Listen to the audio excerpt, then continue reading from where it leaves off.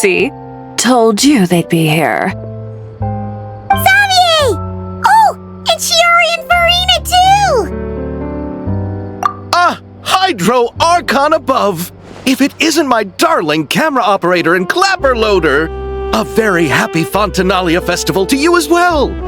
I'm guessing you came back to celebrate with us? Yep, and help out too! Even though the last festival had some unexpected hiccups, making the film was still super fun. Since you're all here together like this, you must be planning on entering the competition, right? Of course! A celebration of the entertainment industry. No one who's anyone would choose to sit this one out. It only happens once a year, after all. Fontaine Fashion Week might be more my speed, but the film festival brings in a lot of orders and boosts brand recognition, so I wasn't going to miss out either. A few new awards have been added this year, too. Best Director, Best Costume Design, and Best Camera Operation. Ooh, sounds like we've got work to do. Come on, tell us! What's Musketeer Pictures film gonna be about? About that. What's wrong, Xavier? What's with that look? Oh, man, you weren't scammed by some shady investor again, were you? No, even I'm not naive enough to fall for something like that again.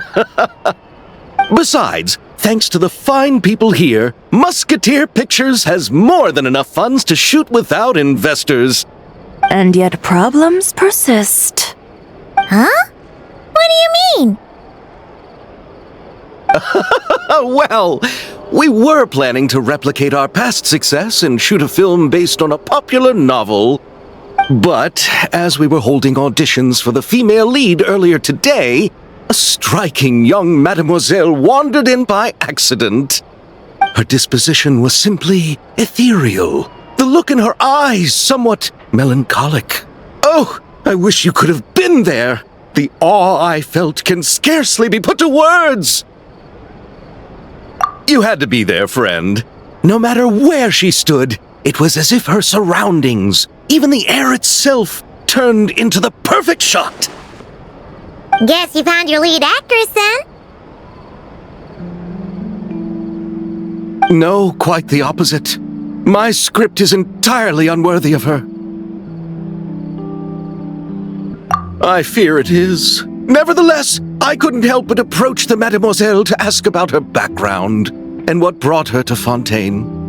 What did she say? Sadly, she said her best friend was gone. After returning to her own homeland not too long ago, she decided to visit where her friend was from to remember them better. Oh, no wonder she looked sad. Yes, but that's when it struck me. Why not cast her as the lead in a film centered around her search for this old friend? Huh? You're gonna rewrite the whole script? But is there even enough time? Isn't the prep work super complicated? We might not finish. Think about the difficulties we faced with the two Musketeers. We had to start from scratch back then, too. I'd say we're ahead of the game this time. Guess so, but... Don't worry, Paimon. Shiori and I have evaluated the proposal, and we support Xavier's decision. I won't really need to start on the costumes until the cast is finalized, so it's not too much extra work for me. Oh, fair mademoiselles. How can I ever thank you? Finishing the script would be a start.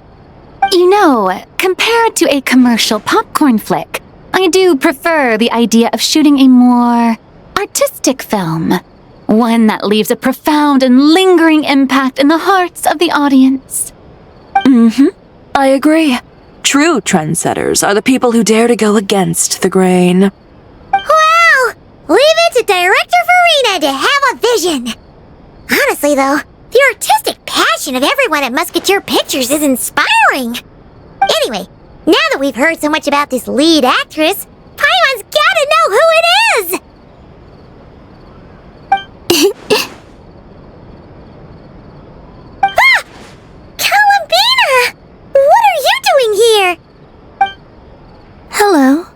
I was just walking past when I heard you talking about me, so I came over. Huh? You know Miss Columbina? Of course! Wait a second. Does this mean Columbina is the actress who inspired the whole rewrite? Yeah. Wait, so did you make the trip by yourself, Columbina? Yes. I mentioned how I wanted to visit other nations once things settled down in Notcry, remember? So I went to the curatorium to ask Never for advice. She told me about the film festival in Fontaine and said it might be fun to visit. I spoke to Lauma before I left too, and she thought it was a great idea to get out for a bit. It's just, I received quite different travel advice from the two of them. Oh? How so? Well, Lauma told me to go out and experience new things and make new friends. What a wonderful suggestion! That's how a trip should be. What about Never? She said, don't trust anyone and don't talk to strangers. Yep, that sounds like her. I can understand that too. It shows this Nefer cares about you a great deal, Miss Columbina. Yes, so I plan on combining their advice. All I need to do is turn strangers into friends, and then I can talk to them. Huh, that kinda makes sense, but also not. Hey, Chiori. Oh, look who's back. Happy Fontanalia Festival, you two. Oh, looks like we have a superstar in our midst. How about an autograph, Big Shot? Haha, very funny.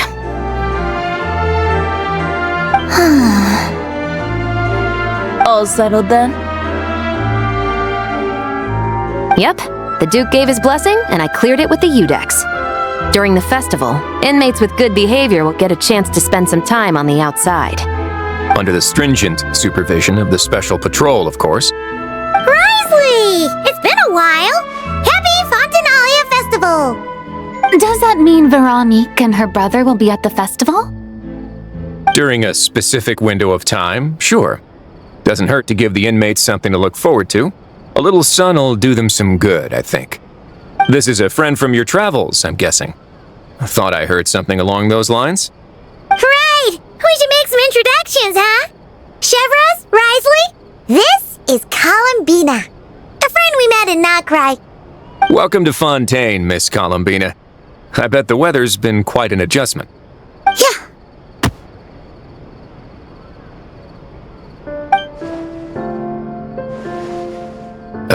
And not the good kind, I take it. No, I quite like it. It's a lot warmer than Notcry. Then what was the punch for? Oh, should I not have done that? The flowers that bloom here are so vibrant, and the people are so kind. I just wanted to become friends as fast as possible. Ah, so that was meant as a gesture of friendship. Is that right, Miss Columbina? Mm-hmm. Isn't that what friends do? Right. Might have been a bit premature in this instance, though. Your friend here is quite the character. Good thing we said something. You weren't seriously gonna go around punching every single person in Fontaine, were you? No, just the ones I wanted to be friends with. That's not... what Paimon's trying to say is, maybe keep the punches to a minimum until after you're friends with someone. If you say so. You're quite the character, Miss Columbina. So, are we friends? Of course. Any friend of the Traveler is a friend of mine. Yeah.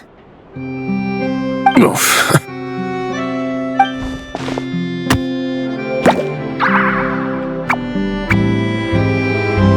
When it comes to friends, you sure know how to pick 'em.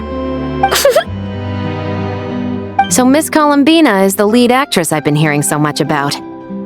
The whole thing about her aura is starting to make more sense. You gonna be part of the film this time too, Shivers?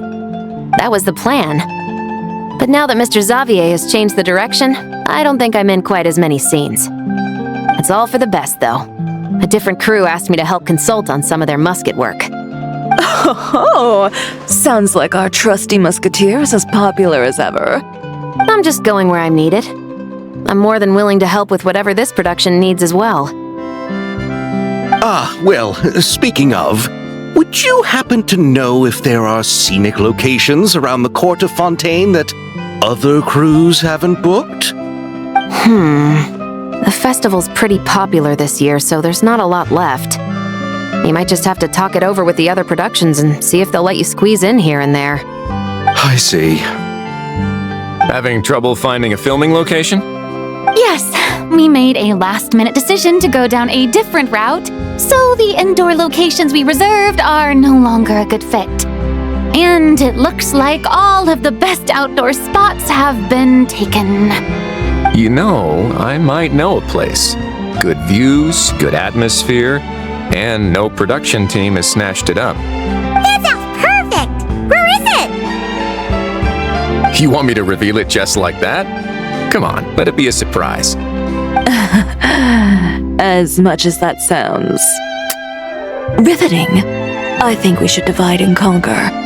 You go do that, and Director Farina and I will take Miss Columbina around the city to discuss lighting and styling. Is that all right with you, Miss Columbina? Traveler? Yeah! Everyone here is our friend!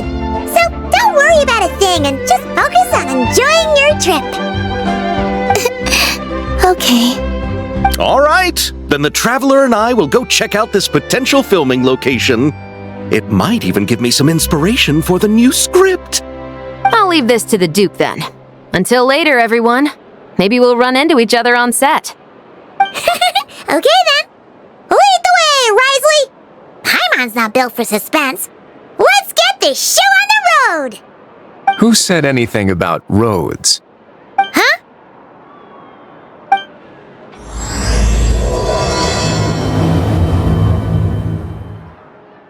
No way!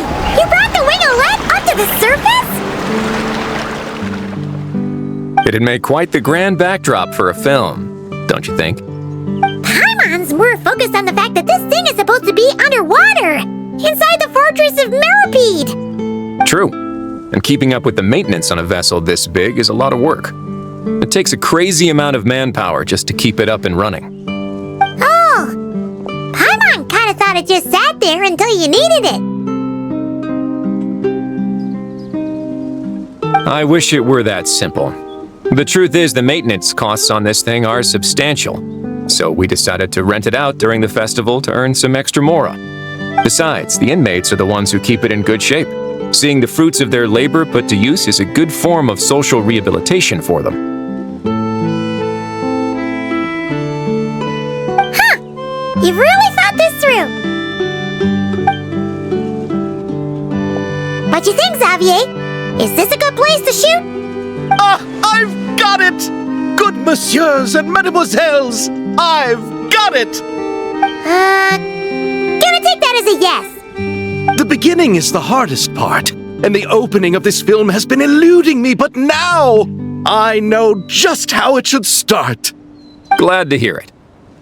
Thanks for bringing us here, Risley. Don't thank me just yet. This isn't quite a done deal. Huh? Not a done deal as in someone already rented it out?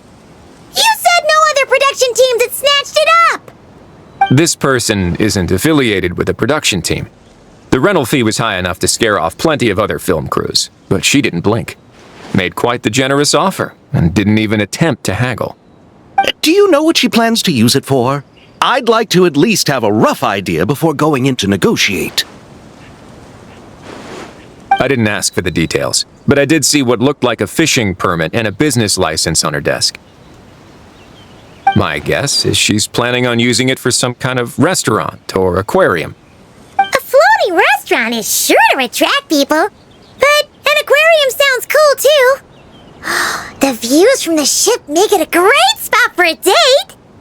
The winglet might not be under my command right now, but it's always nice to see her admired. A film is sure to drum up some good publicity as well.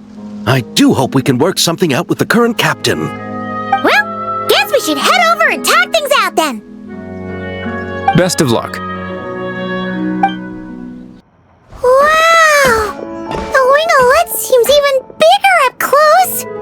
The rooms are so spacious. Wonder who rented it out. Hello? Anyone there? Perhaps the captain had business to attend to elsewhere. But why rent such a massive boat just to have it sit here without even leaving so much as a note? Let's try again. Anyone there? Hello? Seriously? Right now? What is it gonna take to get some decent sleep Around here. Is a nap too much to ask for? Sorry, the aquarium's closed for the... Huh?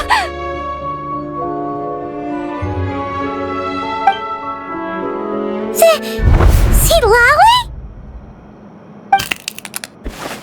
Traveler! Paimon! Hold on.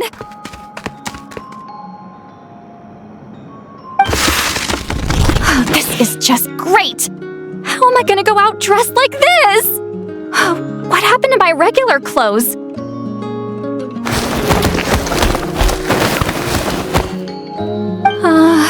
The wash! I put them in the wash after I drank too much and fell into the fountain. Oh, this can't be happening! Am I seriously gonna go out like this? Think we might have caught her at a bad time.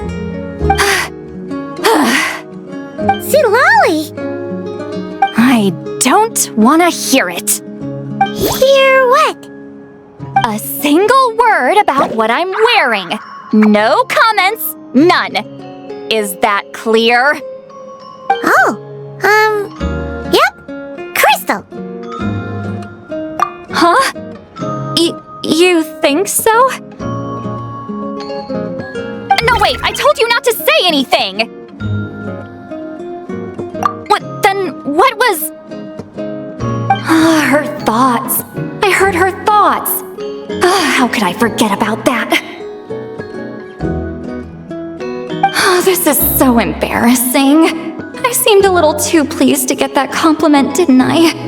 Wait, the mind reading went both ways. Does that mean the traveler's hearing all this too? You clearly did! Huh? What did we do? Paimon's not following. Nothing. It's nothing. Let's just move on. Did you need something? You're not here alone, I see. Hello, I'm Xavier, a film director and producer from Fontaine. I meant to introduce myself sooner, I just didn't want to, interrupt.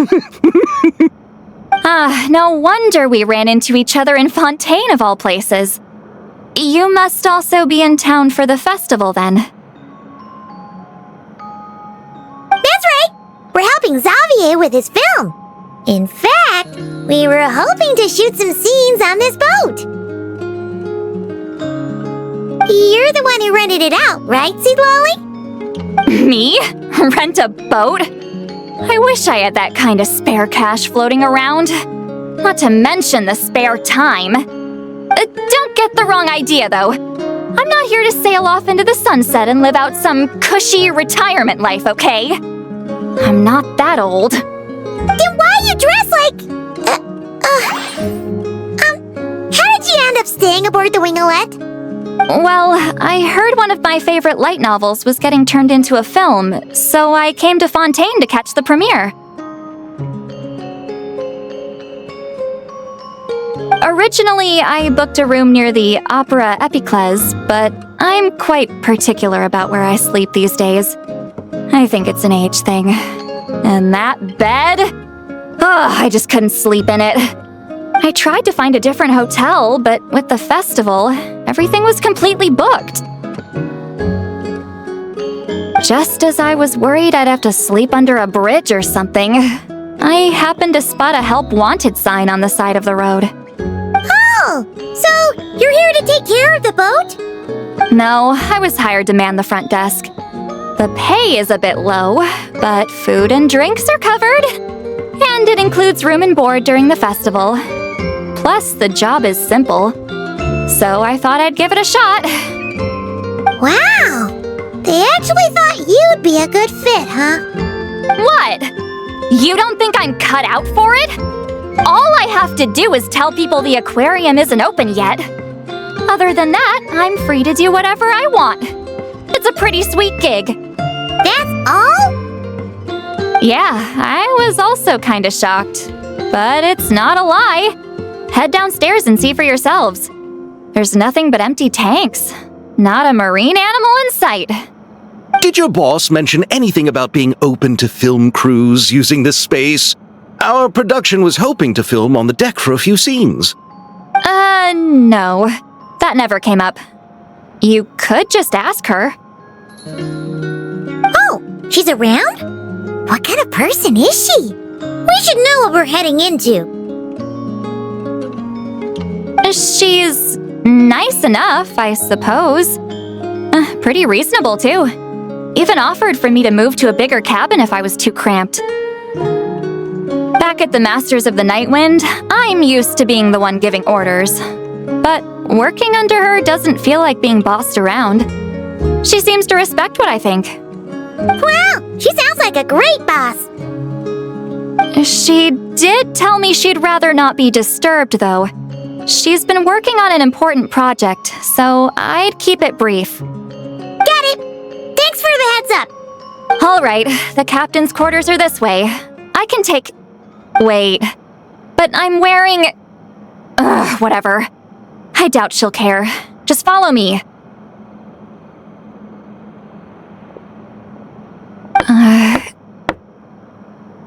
Miss Guillotin? These visitors were hoping to ask you about something.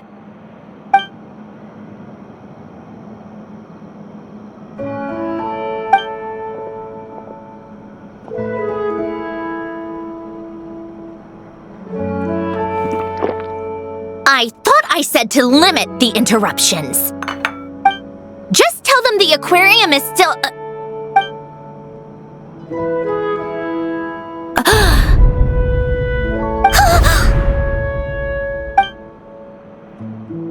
Sandrone! You're here? Huh? You know each other? Are you okay, Sandrone? Do you still remember us? Everyone was so upset after what happened. We all missed you so much.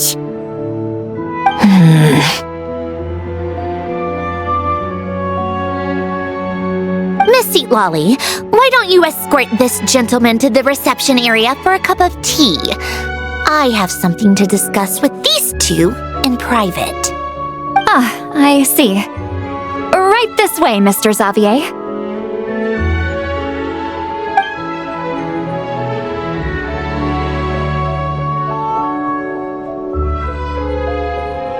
Sandrone?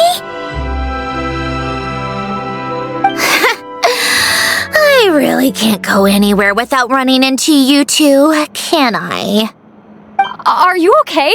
During the battle, your core, it was... Destroyed by that bastard Dottore. That's right. But as you can see, I'm fine now. No major issues. Or at least, there shouldn't be. Oh, what a relief! Oh, why didn't you tell us sooner? Or come back to see your friends? Now that I have the chance, I just want to say...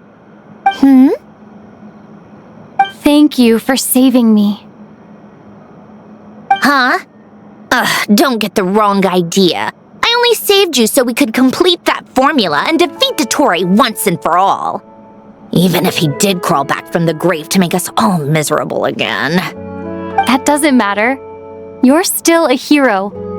All right, but it wasn't just me. All I did was lend my brilliant mind to the cause and take care of one part of the plan. Although, I'm not denying it would have fallen apart without me. You got that right. You're amazing. But how did you go from From a lifeless pile of scrap to looking like this? Well, my mom was trying to put it a bit more gently, but yeah. Where do I even start?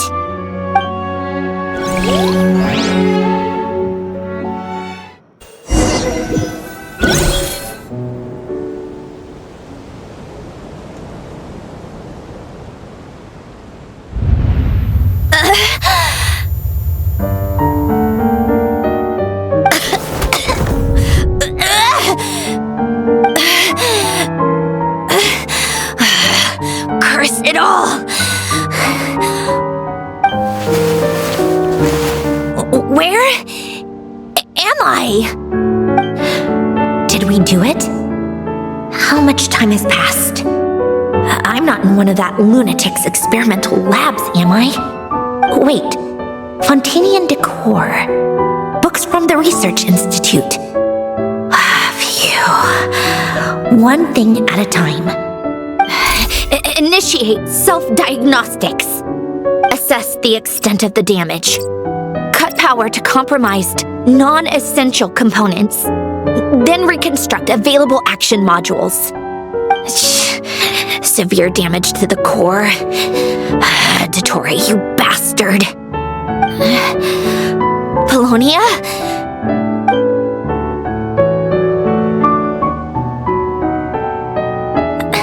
Polonia, wake up! Activate!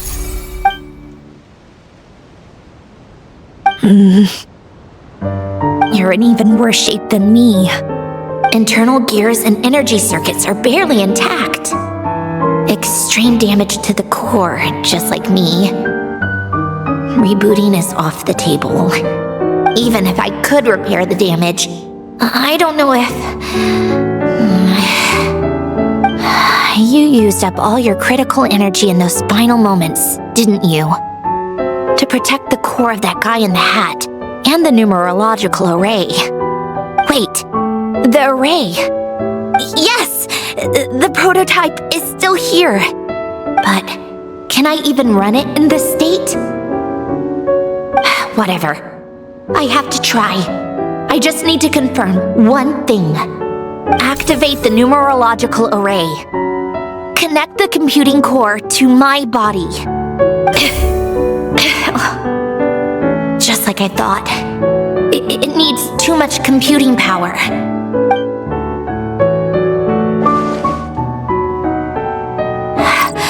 Cut off power supply to all functions except the thinking module.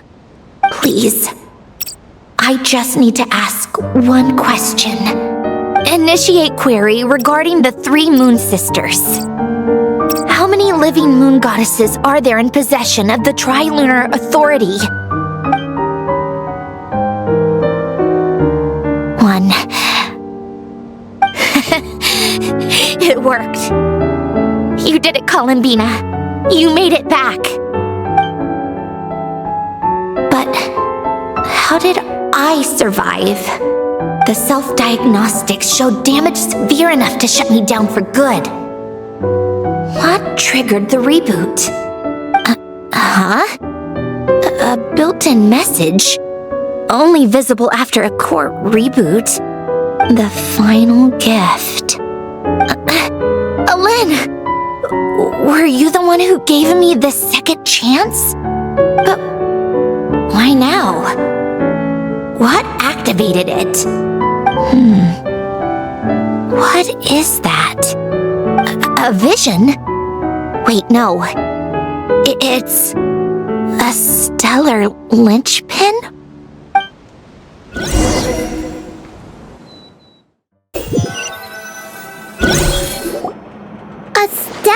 linchpin? What's that? You can think of it as a rare kind of vision. As for what causes one to manifest, well, that's still unknown. But in Snezhnaya, or in Afatui's research at least, it's believed to have some connection to the third descender. The third descender? We knew his remains were used to create the Gnosis, but this is the first we're hearing about a stellar linchpin. You knew about the remains? Right, of course. Look who I'm talking to. Yes, the heavenly principles used the remains of the third descender to create the 7 Gnosis as a means to consolidate the Archon system. Visions result from that same system, so extrapolating from there, it's clear that the manifestation of a vision is also, to some extent, related to the third descender. Still following? For those that wield them, visions serve as a means to channel elemental power. The same is true of stellar linchpins. The difference is that, when wielding elemental energy, stellar linchpin users often exhibit a unique kind of power that seems to come from beyond to that. It's believed that, when a stellar linchpin manifests, impurities from the remains of the third descender get fixed in place. Hence, the name. That's also believed to be the source of the strange power I just mentioned. We've heard that visions can appear when someone has a really strong wish or desire. Stellar linchpins sound kind of similar, so does that mean... Huh? Oh, don't look at me like that. I've never had any grand wishes or aspirations. Just a list of things that drive me up the wall. So if you're asking why this thing appeared, I have no clue. All I know is that without it, the gift Alen left me, this built-in second chance, never would have triggered.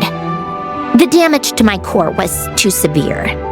But thanks to the stellar linchpin's manifestation, it did trigger, and after my core rebooted, I was able to repair the damage to my body. I also managed to import the numerological array, along with some of Polonia's surviving algorithms, into this form. Wait, does that mean Polonia is... Yes. Unfortunately, Polonia is... beyond repair. Oh, we're so sorry to hear that. But you also mentioned something about a final gift? Yes. Alen often spoke to me about wishes and desires when he was alive. I suppose he thought there might come a day when I wished for something and was willing to sacrifice my own life to fulfill it. So he left me a chance to start over. No, never. Alen once said I was his proudest masterpiece. That might sound boastful coming from me, but it's also an undeniable fact. After Alen died, I started studying how Polonia and I worked.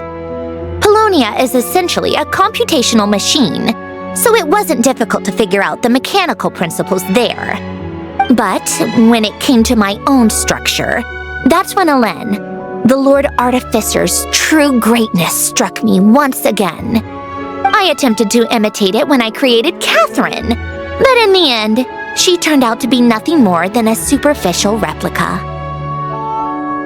What? But his creation skill, Catherine, is super impressive. We were shocked when we first found out she was a puppet. No, she's nothing compared to what Alen was able to create. Some of the mechanical principles of my own core are still a complete mystery to me. Keeping that gift hidden wasn't even a challenge for him. Just a shame I had to waste it on fighting Dottore. I just couldn't stand the thought of him coming out on top. If you put it that way, the world owes me a whole lot then, doesn't it? Wait, but all this still doesn't explain what you're doing here. Risley said you rented the ship and even had some kind of fishing permit? That's because I'm trying to go back to the place Alen and I lived when he was alive.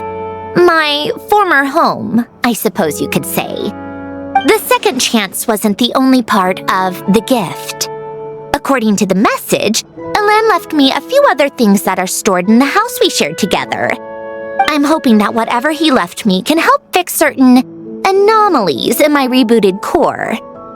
And help me understand why I received a stellar linchpin in the first place. Okay, so go back then. What does that have to do with fishing? And to think I'm talking to the saviors of Fontaine. Did you forget that the water levels have been rising for centuries? I can't just go back to the place I used to live because now it's underwater. Oh, right. With the rising water levels and changes in terrain, it's not just a matter of finding where it is, but also clearing away any sediment or debris. But Fontaine law prohibits unauthorized individuals and organizations from excavating underwater ruins. A Melazine caught me the minute I even made an attempt. Why not apply for authorization then? And face the endless slog of Fontainian bureaucracy. No thanks. Besides, I'm a Fatui harbinger. The diplomatic implications alone would be enough to give the gestionnaires at the Palais Mermonia a headache. A fishing permit, on the other hand, isn't difficult to obtain at all. Minimal paperwork required, and under the name Guillotin, the application was a cinch. So you're exploiting a legal loophole? Am I? That underwater home belongs to me. If I happen to chance upon it while doing some fishing, what's the issue with that? Of course, I do have to catch some fish to put in the aquarium, just in case the gestionnaires come to check up on things. That's also the reason I hired someone to man the front desk. Huh? But isn't that kind of a waste? He went to all the trouble of getting a business license and rented out this giant ship, just for show? If you want to run an aquarium that bad, be my guest. Use the facilities however you want. I'm certainly not going to stop you. All I want is to go back home and see what other gifts Alain wanted me to inherit. Hold on. Enough about me. What are you two even doing here?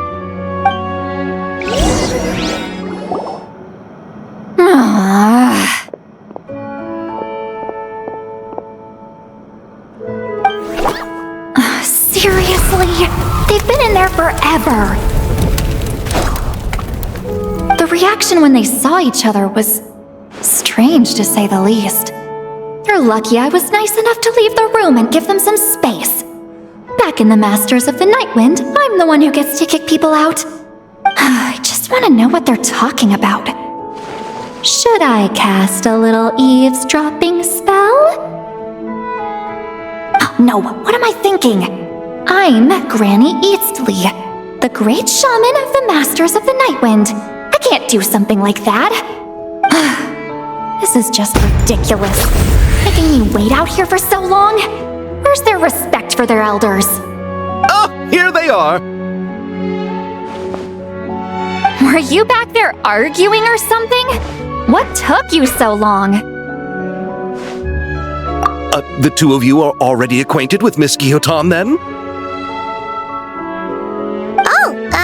Yep. But don't worry, we got everything sorted. Sandrone agreed to let us shoot on the ship, but it has to be when she's not here. When she's not here? That's right. You'll excuse me if I didn't exactly ask for this little reunion. I wasn't planning on seeing anyone. Like I said, my core is severely damaged.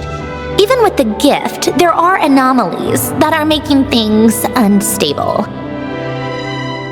I don't even know if I can continue to function without issues. So the priority is to fix these anomalies and get answers to my own questions. Then, I can see the people that need seeing.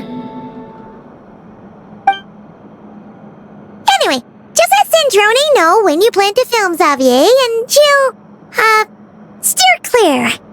I do hope I'm not causing Miss Guillotin too much trouble. No! She just wants to keep a low profile for her own, complicated reasons. She doesn't want anyone else to know she's here. Understood. I'll be sure to keep that in mind. Oh, and see Lale? Huh?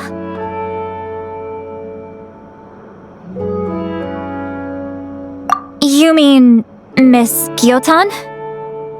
What does she want? Oh, please don't let it be about the pajamas. What? The seventh of the Fatui Harbingers? Why are you telling me all this? I asked the traveler about you, and I've decided it's best to be open in this instance. I can understand if you would rather not work for a Harbinger. Regardless, the room on the ship is yours to keep. You're an acquaintance of the traveler, and I plan to honor that. Wait, she's actually nice? It's not a problem. The captain also worked for the Fatui, and he helped Natlan a great deal. We know that there are good people among your ranks. Besides, I've been around long enough to know what it means to earn one's keep. This isn't Natlan, and I don't expect special treatment.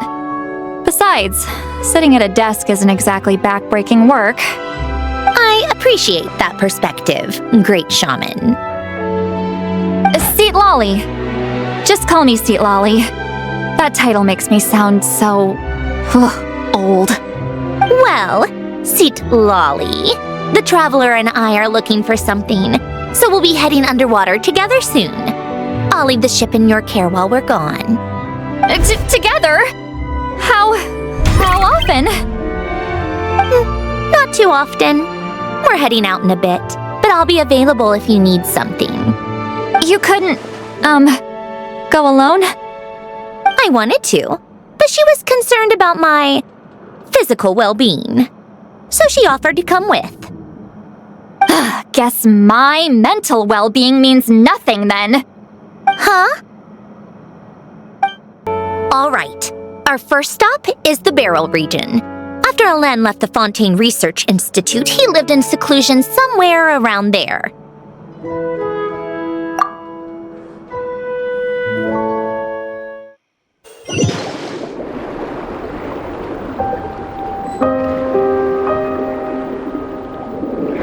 Huh. This place has changed a lot. Guess I really have been gone for a... Poisson isn't too far from here, right?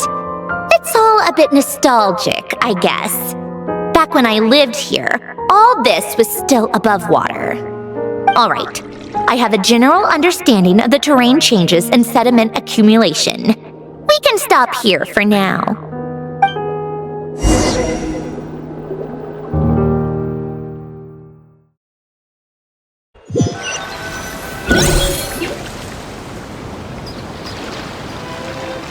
That went smoother than expected. I appreciate the help. No problem. You doing okay though, Syndrone? Seeing your home look nothing like you remember, that can't be easy. I'm fine. Times change. People change. That's the one thing you can actually count on. I made peace with that a long time ago. You should head back and put them in the aquarium tanks. We finished ahead of schedule, so your crew is probably still on the ship. I'll follow in a bit. Right. Xavier said he was gonna test out a couple of shots. I'm sure. I want to take another look around on my own. Okay then. Want us to let you know when the filming is done? No need. Columbina relies on Kuvaki to perceive her surroundings. In Nodcry, her senses are heightened because Kuvaki is everywhere. But here, as long as she doesn't activate her abilities, her range of perception should be equivalent to an average person's line of sight. I figured that out back in Snezhnaya. That's oddly specific. I have hiding from her down to a science. So, what? Things might be a bit different now that she's merged with the Moon Sisters, but I doubt there's been a drastic change. The point is, you two can head back. Don't worry about me. Okay, if you say so. Come find us on the ship if you need anything.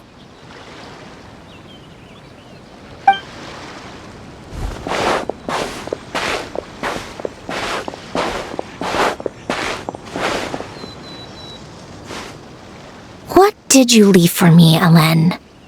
Did you know I would come back? Or did you make it so I would have to? Xavier, we're back! Shh! Quiet on set! They're filming over there. Oops, sorry.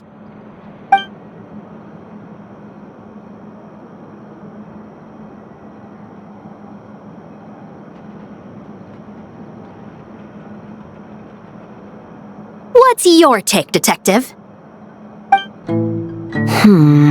Bullet wound to the chest.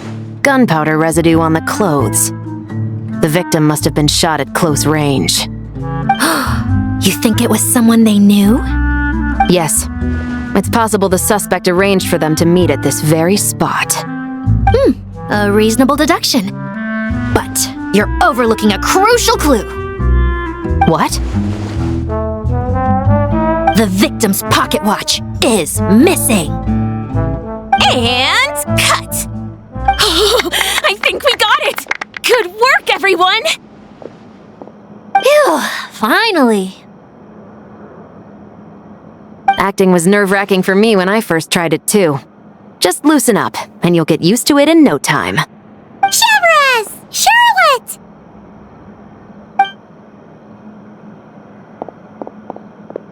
Oh, hello there, you two! You're filming here too? Oh, so Charlotte's crew must have been the one that asked you to help out, huh, Chevres? Yep, they heard about a potential filming location and wanted to come check it out. But when we got here, your crew had already beaten us to it.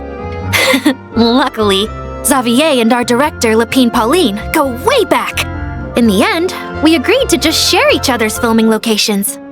Considering all the last-minute changes, that's just what Musketeer Pictures needed. For sure!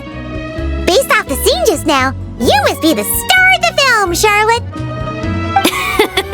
You bet! This detective costume really suits me, don't you think? Oh, for sure.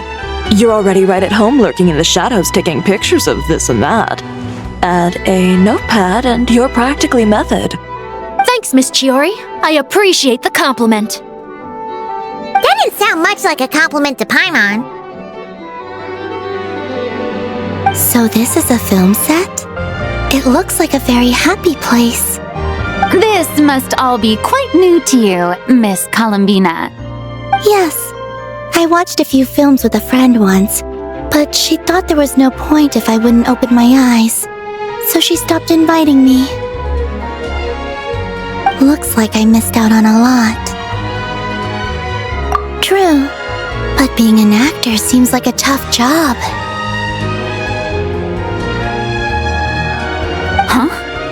Most people would swap lives with an actor in a heartbeat. The lifestyle is so glamorous, and the pay is more than generous. But they have to act out lives that aren't their own, with the whole world watching on in judgment. If they don't do it justice, it must feel like they're letting people down.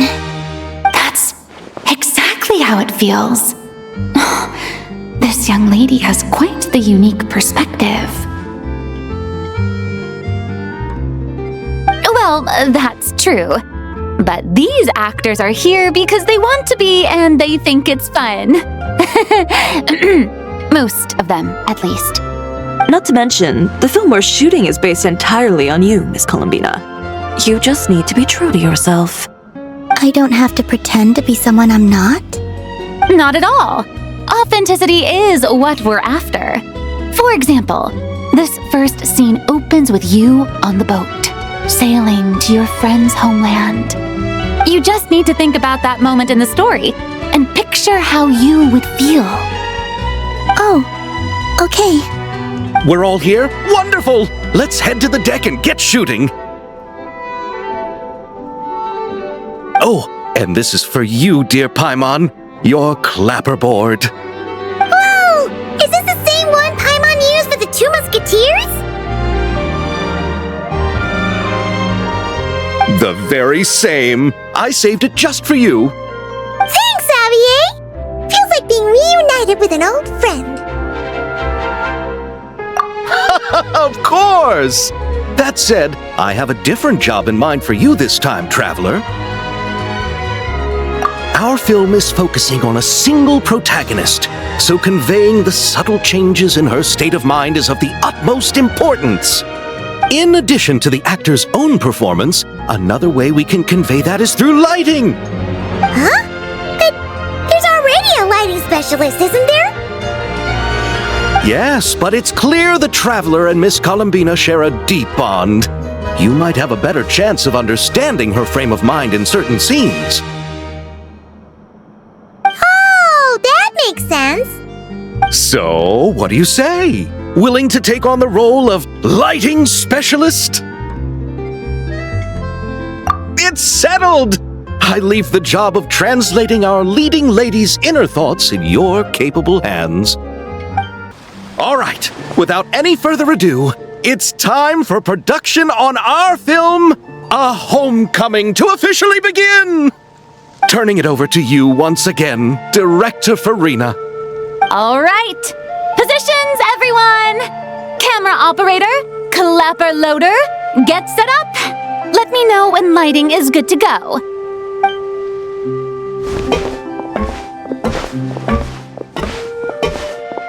All you need to worry about, Miss Columbina, is hitting your mark.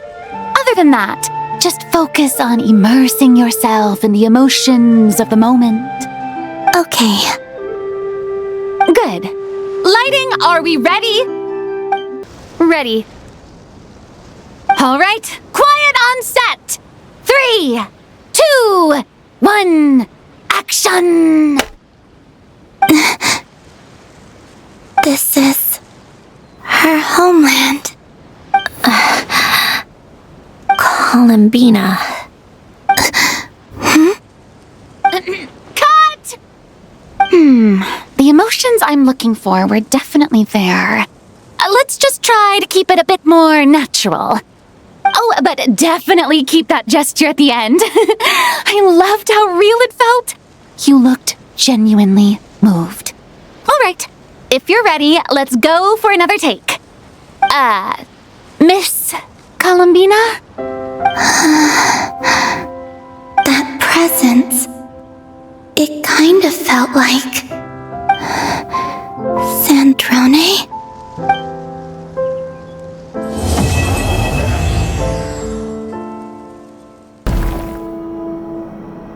Ah, you're here. We should get going then. Xavier and the others should be filming soon. How's it going? Have you managed to figure out the location of your home yet? I've narrowed down a few potential locations. We just need to take a sample from each one. Once the equipment analyzes them, we should know the exact location and where to find the entrance. Great! We should get started then.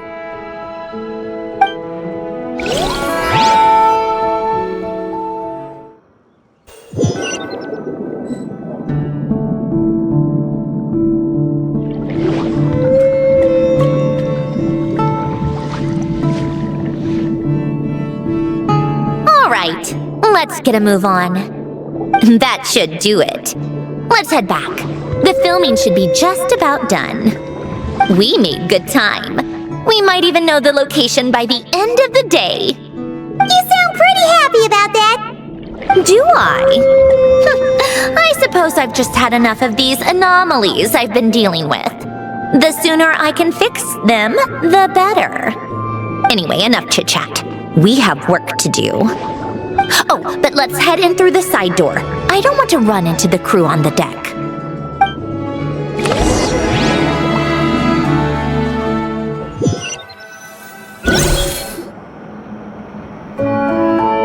All right, now we just need to wait for the results.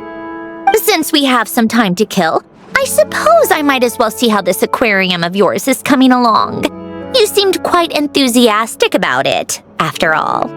It's really coming together!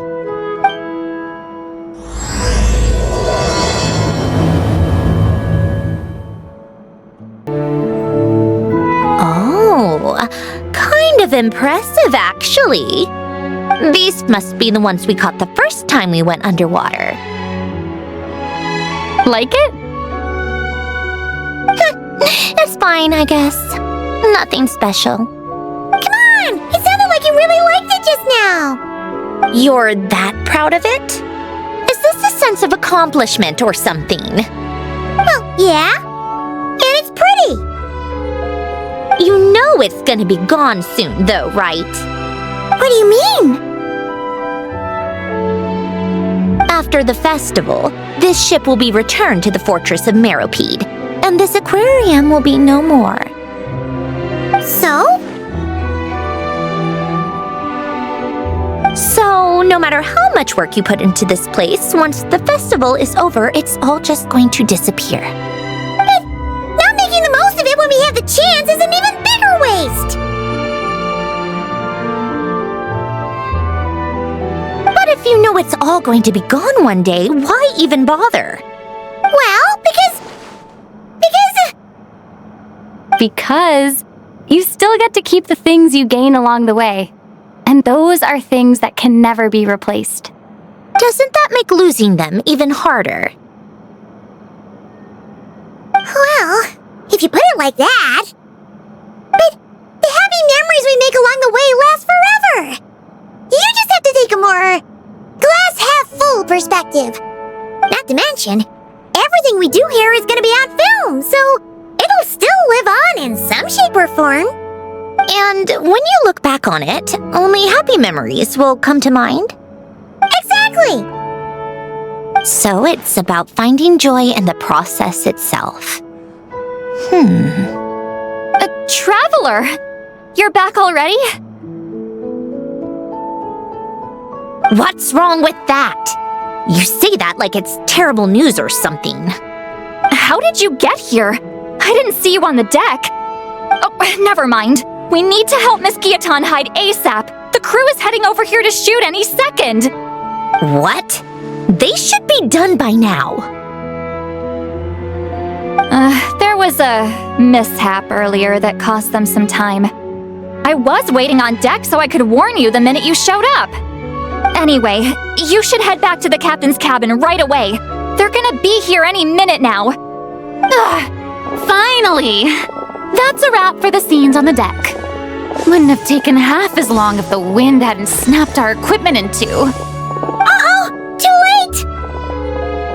Change of plans then. You'll just have to hide. Hide? And where exactly am I supposed to do that? Oh! There's a box over there! You can get in that! Huh? You expect me to... Do I need my makeup done for the next scene too? For the love of... Let me see. Maybe just a quick touch-up. Huh? Traveler and Paimon? What are you doing here? I thought you took the day off to take care of something. Huh? Oh, well, it didn't take as long as we were expecting, so we came back early. What about you guys?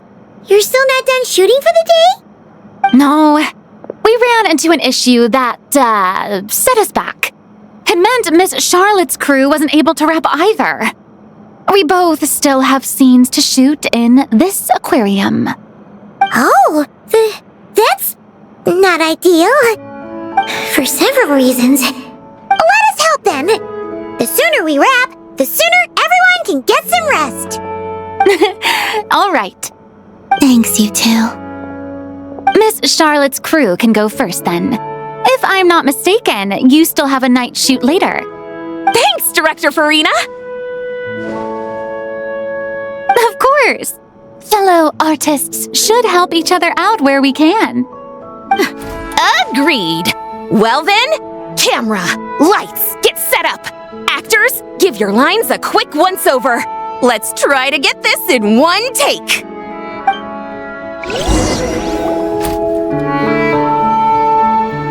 All right, places, everyone! And 3, 2, 1, action! So, the story ends like this. But when Duke Saint Germanus departed, he clearly said that everything was beyond redemption. Huh? That sounds familiar. Wait, it's from that novel I came across while researching the numerological array. He's only a genius when it comes to mechanics. And everything else, he's just an ordinary person. Huh? What was that noise? Whatever, I'll just fix it in post. Miss Jacoba, please don't speak as if I were the accomplice. Not so hard. This box isn't sturdy enough for that. This is why I keep saying, don't put too much trust in Clockwork Mecha. Unlike humans, machines don't have a heart. A heart? That's right. It's what's on the inside. It's also referred to as someone's soul, or likened to free will. You can think of it as a person's core, what makes them unique. In general, though, people don't believe machines are capable of having a soul. You said my emotion module was faultless. It is, but that's not quite the same thing. Do you think I have one then? A heart? I don't think so. I know so. The question is, do you recognize it within yourself? That's where you're wrong. I can't believe this. Forcing me to hide in a box and listen to this drivel. Me. In the end, clocks tick through tranquil years. Fish swim in crystalline springs. No matter how grand a dream is, it will fade away like this. Forlorn, wordless, silent. And cut. That was a long one. What did you think? If she makes them do another take, I'm going to flip a lid. And not just the one to this box. Oh, there were some weird audio things going on, but acting-wise, it was great. It's a keeper. Perfect. That means I can get out of this box. it's our turn. Camera operator, set up for the next scene.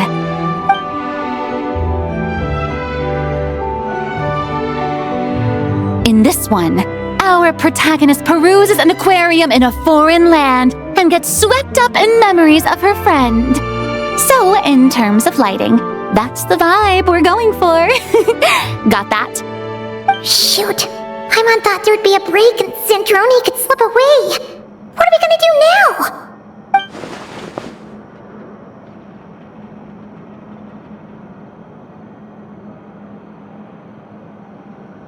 Break a leg!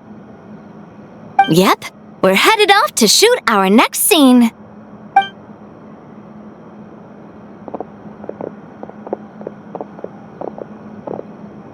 All right, quiet on set. We're about to start rolling. Ready, Miss Columbina? Miss Columbina? I think she would like this. Quick, we should roll on this. It doesn't forage with the others or prey upon its smaller kin. Instead, it remains where it is, cradled in the coral's quiet beauty, as though the raging cyclones above are of no consequence. And yet, she still stood before the cyclone in the end. So I think that story has it wrong.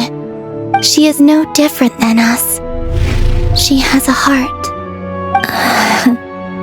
Columbina.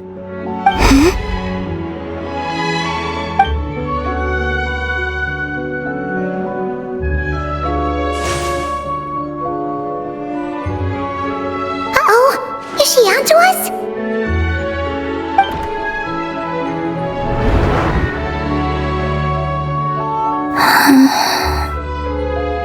What is she doing?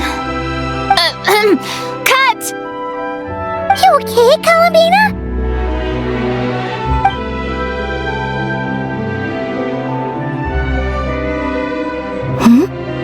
Oh, yes. I just thought... Why don't we take a short break? It's been a long day of shooting so far. That last take was beautifully organic, though. We can use it as is. No need to go again. Thanks, Director Farina. But I'm fine to continue. You're sure? In that case, let's shoot some quick B-roll. Then we can move to our next outdoor scene.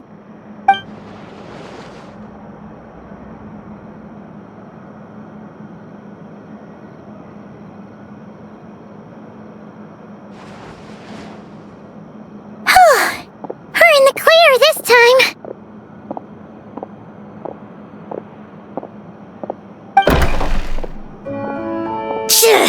Ugh! Absolutely suffocating. You okay, Sandrone? Right as rain. Come on, let's go check the test results. It's time for me to go home. All right, it should be around here. Give me some space. I'll activate the water insulating mechanism.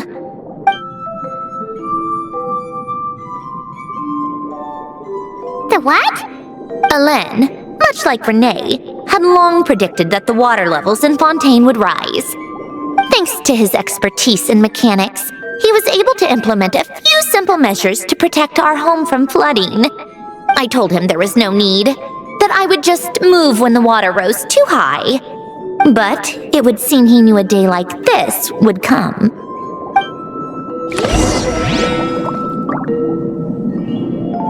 All right, the silt has been cleared. So, this is where you used to live? It's beautiful! There's even a garden! Back when I lived here, it was my job to tend to the potted plants and flower beds. Still growing strong even after all this time. Who would have thought? If the weather was nice, I would take Alain out in his wheelchair and we would go for a walk. Before long, we started bringing Polonia along too. Come to think of it, I was the only one who could get around easily back then. Polonia always got stuck at some point, and it was up to me to launch a rescue mission. Happy. I suppose they were. Uneventful, but pleasant. Repetitive, but peaceful. It was like living in a world where time didn't exist. Of course, that was all just an illusion. Death still awaits all of us at the end. Oh. All right, enough standing around. Let's head inside.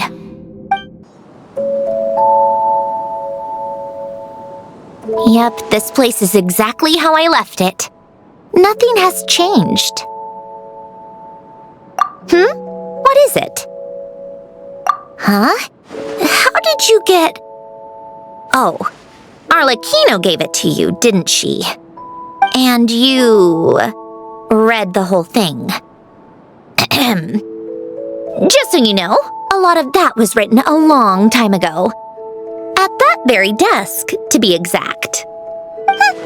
Anyway, since you've already read it, you should just hold on to it. I can always start a new one. Well, feel free to look around. I'm going to start looking for the gift Alain mentioned. Oh, but be careful with the stuff around here. I'm not saying you can't touch anything. Just try not to choke on the dust.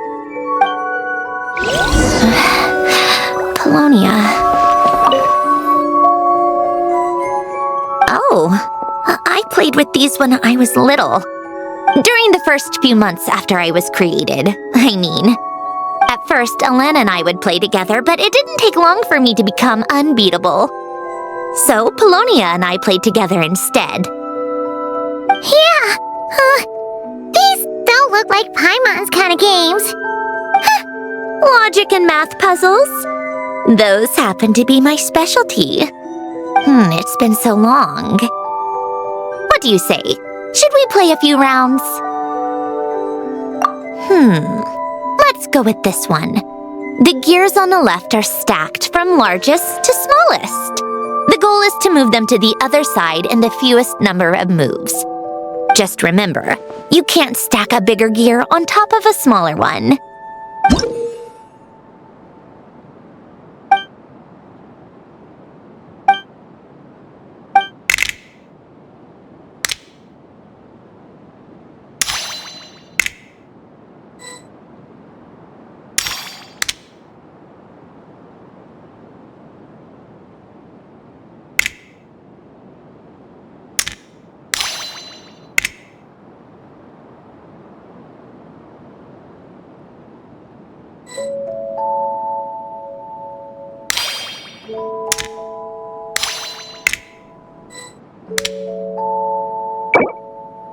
Need help?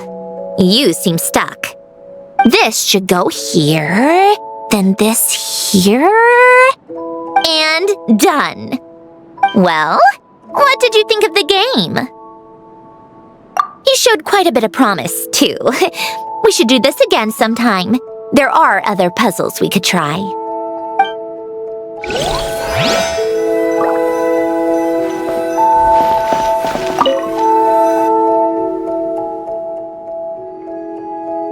Oh, these are some of Alen's drafts from his later years. Just casual doodles, really. And these are just some unimportant letters. I couldn't be bothered to sort through them before I left.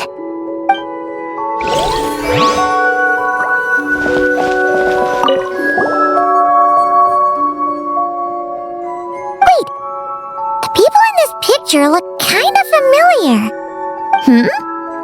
Oh, this was taken when Alen and Renee were both still at the Fontaine Research Institute. Before their falling out.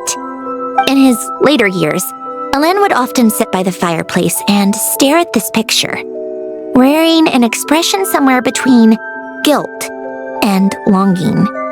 He said he sometimes regretted not helping his friend when he needed it most, even if just to stop him.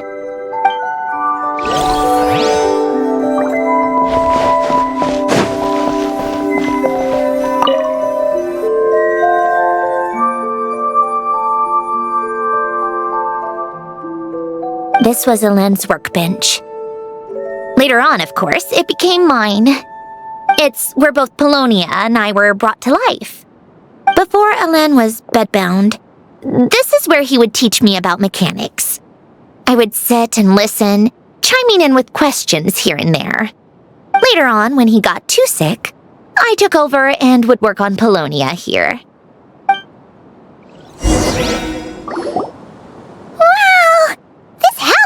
With so many memories! It's so cozy and charming! You should have seen it in its prime, when people actually lived here. A lit fireplace, a steaming cup of coffee. That's the real deal. You know, we also used to have a mechanical piano that Alen built. Ooh! How chic! Alen never played it much. He probably wasn't able to at that point. But I managed to teach myself. Music theory is essentially math after all.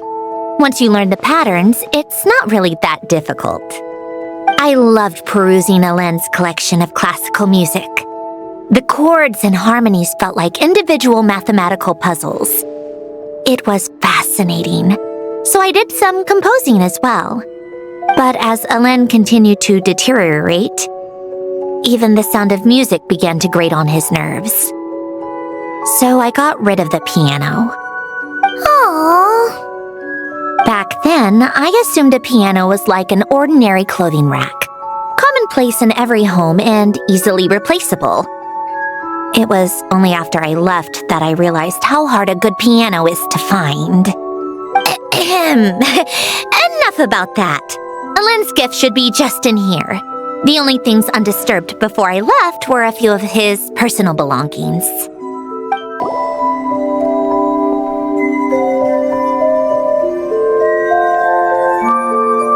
Wait, there's a hidden compartment at the back of this box. Looks like it's locked with some kind of gear mechanism.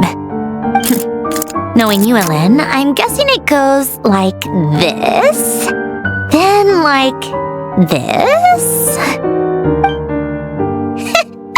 Got it. Am I a genius or what? Let's see here. A box? Well, you gonna open it?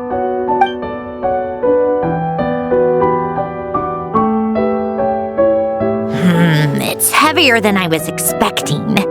Just how much stuff is in here?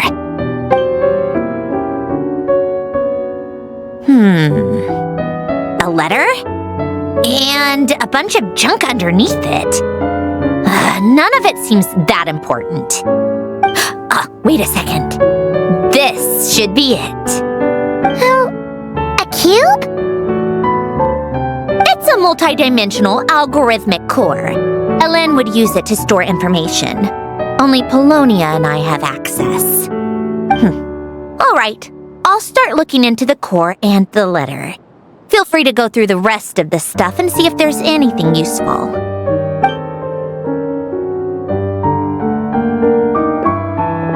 Okay. Hold on. There's another picture in here. This one has writing on the back. A snapshot of you playing among the plants shortly after you were born. You seem to like these flowers a lot. May you grow and flourish just as they do. Huh? Wow! Look how happy you are in this picture. You've changed a lot since then, huh? What's that supposed to mean? Just that you come off kind of aggressive sometimes, or, annoyed at everyone around you? Well then, people should stop being so annoying. It's not like I'm the one with the problem. Of course not. Oh, here's something else. Looks like a piece of paper torn out from somewhere. Today, I solved another math puzzle and made a breakthrough on a construction problem the Institute has been stuck on for years. Am I a genius or what? No, wait, that's From now on, I should have people address me as Her Highness the Clockwork Princess, Unraveler of all reason. Nope, no more of that. I thought I tore this page out. You wrote this? Then how did it get... Wait, there's more writing at the bottom. You seem to have developed a distaste for this particular entry, considering I found it in the trash. I'm sorry, but I could not help but hold on to it. Forgive me. Alen! Don't be embarrassed. Everyone goes through a phase like that. Nonsense! I wasn't even the one who wrote that. It must have been Polonia. That's enough. I told you it was Polonia. You know what? We're done with this. No more rifling around in the box. Just put it down and let me read the letter. To my little clockwork princess. Not another word. Got that? If you're reading this. You've most likely received the gift I left for you. I just hope you didn't stumble across all this while cleaning out my effects or something trivial like that. I once asked if there was something you wished for. Do you remember that? I wonder if time has changed your answer. Regardless, I have another gift. A formula that will allow you to come face to face with the anomaly in inside of you. If you even still call her that. Why this gift? To understand that, allow me to wax poetic on the soul once again. I would ask you to stick with me until the end, but I know you will. You always have. I believe a person should be born twice over in their lifetime. First, there's the birth that grants us life, then the birth of the soul.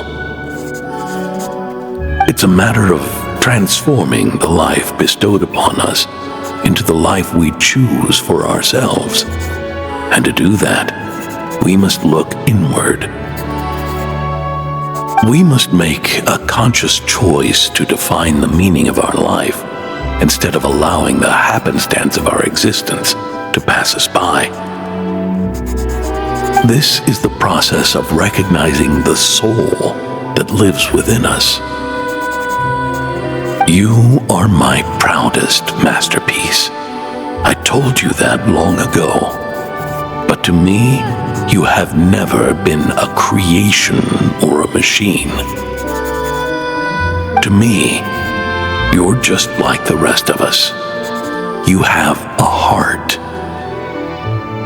In fact, some theories think of the human brain as nothing more than a machine, and thought the product of its computations. So you see, perhaps we're not so different after all. Your inner machinery is just far more advanced than most. No matter how one looks at it, the heart is a complex thing, a place where logic and reason collide with our emotions. Your computational capacity allowed you to become sentient and develop logical reasoning. But it also granted you something that, on the surface, might seem contradictory. Emotion.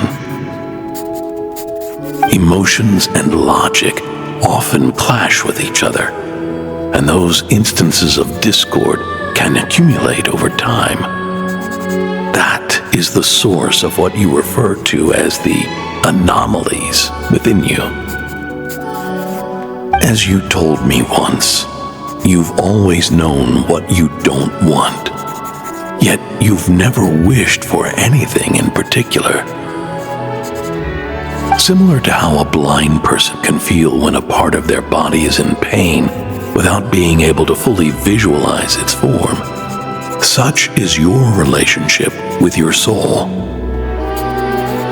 So, what I leave you now is this: a formula that will allow you to see the shape of your soul. For if you want to protect your heart, you must first be able to recognize it within yourself. Of course. Whether you use it is entirely up to you. You are, and always have been, free to do as you wish. Regardless, whether by my formula or some other means, I trust you will know your heart one day. You always were a fast learner, and the smartest person I've ever known. Ellen. Oh. I'm fine. I've already figured out how this formula works. Let's get out of here and then we can use it. You made up your mind already? You're gonna do it? Why wouldn't I? Resolving the anomalies within my core is the reason I came here in the first place. No, I can do this on my own. But, do you want to watch? What do you mean? I already know what anomaly I need to resolve. Like Ellen said, she's an amalgamation of all the times my logic algorithms have clashed with my emotions. And by resolve, you mean that literally, or...? Yes. But if you, let us in like that? Wouldn't that mean letting us see a bunch of your, inner thoughts and secrets? If what Alen said is true, then I'm about to be born anew, or whatever. This is your chance to be lucky enough to witness it. Besides, you already read my whole diary. When it comes to keeping my innermost thoughts to myself, well, I think that ship has sailed. You're really sure about this? How many times do I have to say it? I finally let you in as friends, and you want to question it. I'm not gonna offer a second time. Enough with the mushy stuff. Just follow me.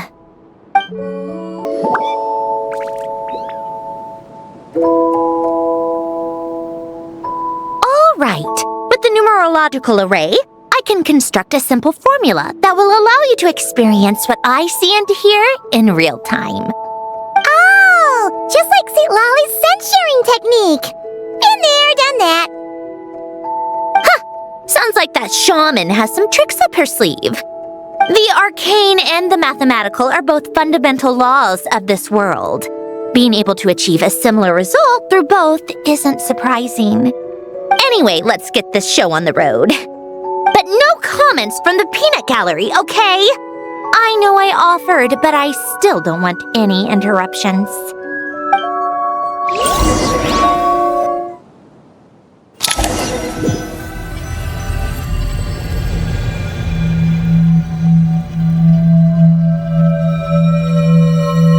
Is this my heart? No, it's probably just the result of Alen's formula. A space dedicated to resolving anomalies. But it looks like the walls are all mirrors? You made it. About time. Is that me? From the past? You just spoke of anomalies. Well, here I am. What happens when emotion contradicts reason? Shall we sit down and talk?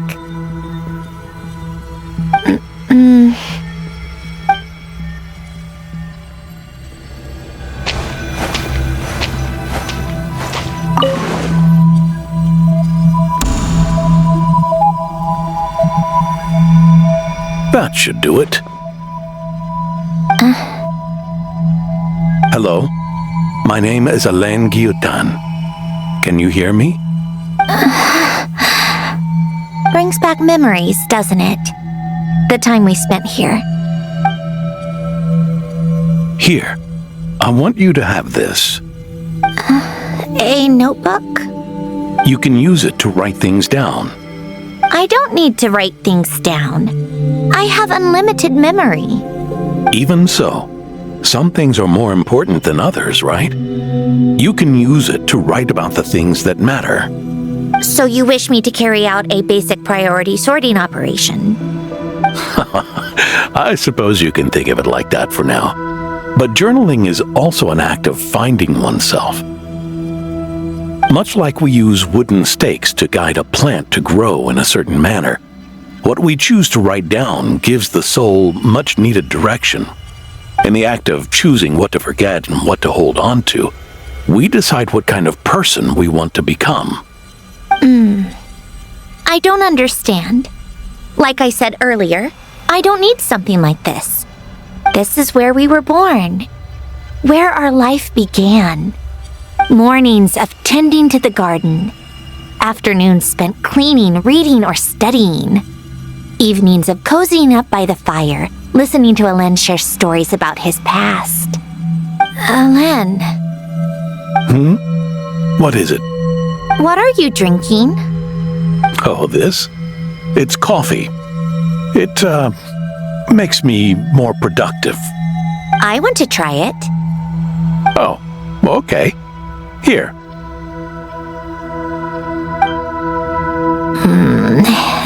Bitter. Speaking of, why did you design me with senses? Taste, smell, touch. Well, I'm not quite sure. It just felt like the right thing to do. I suppose I hoped you might have a life of your own one day, and that you deserve to experience all life has to offer. Oh. Still bitter. But the smell is nice. I thought those peaceful days would go on forever. You know that's not possible. Maybe. But how was I supposed to know the end was just around the corner? That was just bad luck. Was it? Well, it certainly became a pattern, now didn't it?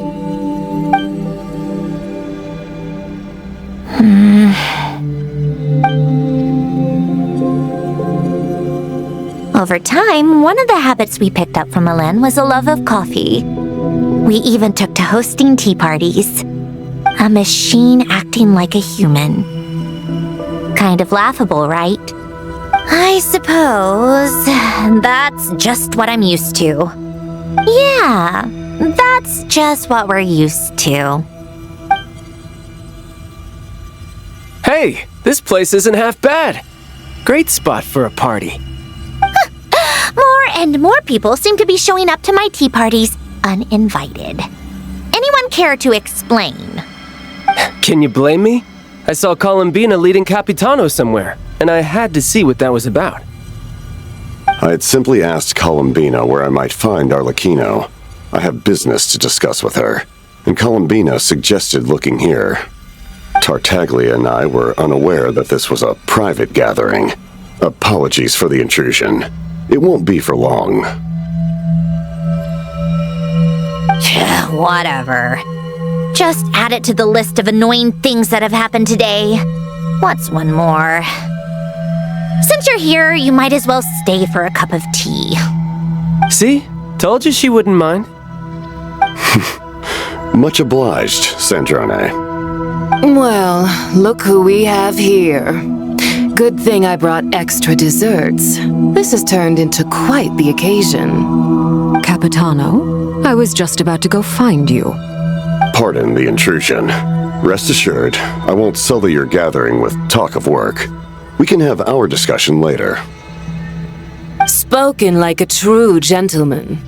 A certain unmannered 11th seat could learn a thing or two. You know, you really should start being nicer to me, Rosaline. Or I might just snatch that 8th seat right out from under you. I'd like to see you try. If you're gonna fight, take it outside. The only mess I plan on cleaning up is tea-related. I still don't understand how our quiet afternoon turned into such a crowded gathering. One by one, people just kept barging in. And then, one by one, they left without a word. Yeah, pretty annoying, huh?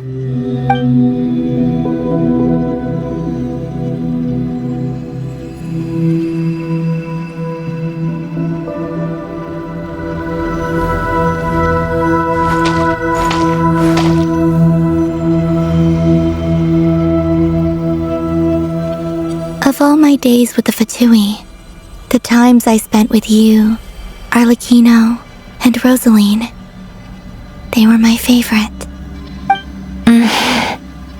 Goodbye, Sandrone.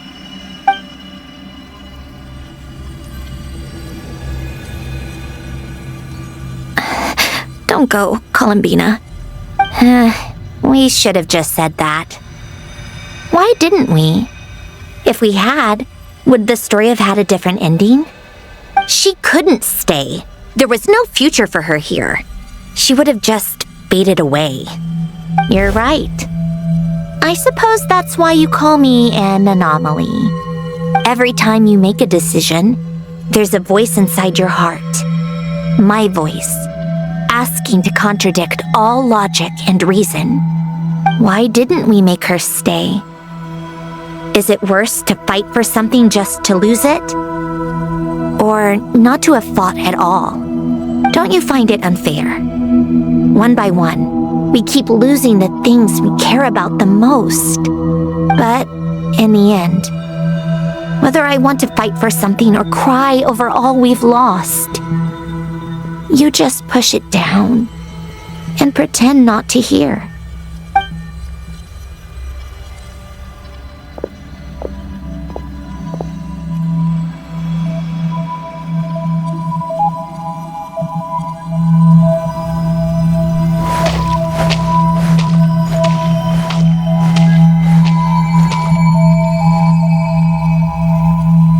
And now, even Polonia, the other half of Elend's legacy, the last remaining member of our family, even Polonia is no longer with us. I did everything I could, but it's just like Elend always said. Polonia was one of a kind. There was no replicating what he managed to create. Don't you feel like our connection to the past is fading bit by bit? Like, even the things we have left are slowly slipping away. I suppose. But you can't move through life without having to say goodbye. And even as we experience loss, there are always new things to be gained. Ever so logical. What's your take, then? It feels like the more I care about something, the faster the world takes it away. It sounds so stupid, but I can't help it. That's the hand life has dealt me time and time again. Why even fight for something that's just going to be lost in the end? Better to never have had it at all. Better if it would all just disappear. Dark, I know. But the heart wants what it wants. Maybe the stellar linchpin appeared because of me. Because of what I wish for. I don't think so. Yeah, probably not. What an anomaly wants goes against all logic and reason after all. Well, go ahead and do what you came for. You're here to resolve the anomaly, aren't you?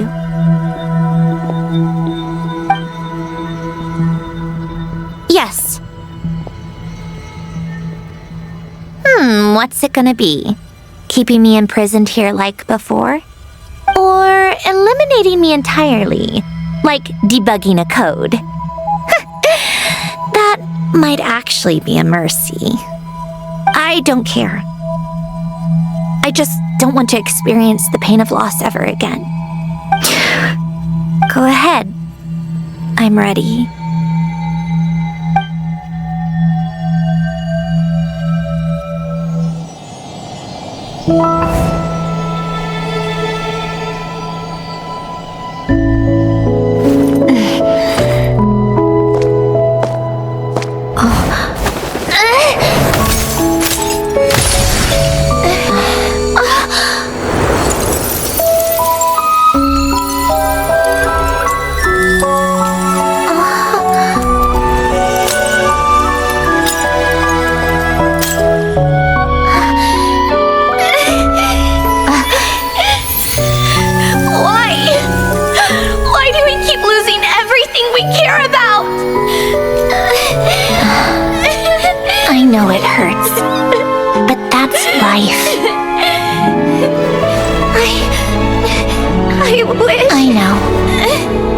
Always known.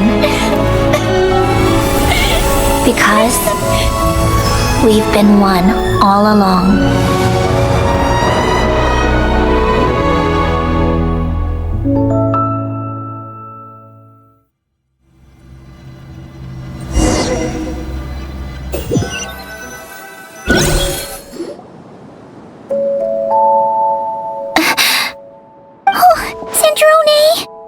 I'm fine. It's okay to cry, you know. Cry? You've got to be kidding me. Save the comforting for someone who needs it, Paimon. The emotional side of my core algorithm. My emotion module has always been fully developed and operational. Ellen tried to tell me that too. I've just chosen to ignore her voice all this time. I suppose. Come to think of it, it's kind of like the aquarium on the ship. The aquarium? The old me took one look at it and saw something I would inevitably lose. So I stopped putting in the effort. Then, one by one, the fish all swam away, and the place became even more bleak and depressing. Pretty pathetic, right? Don't say that!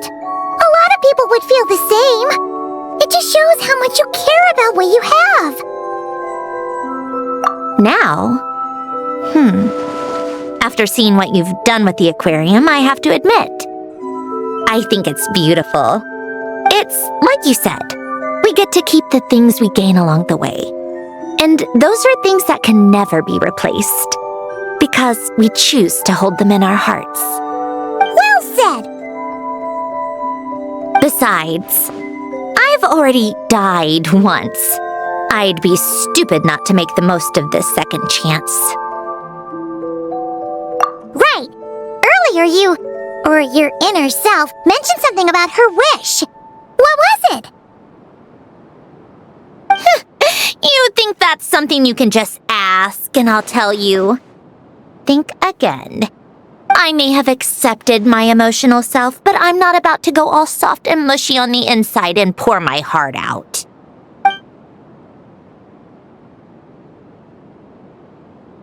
That said, taking a step in the right direction couldn't hurt. Starting with cleaning some old aquarium tanks of my own. Huh?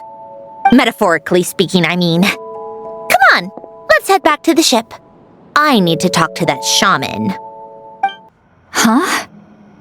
Resentful lost souls?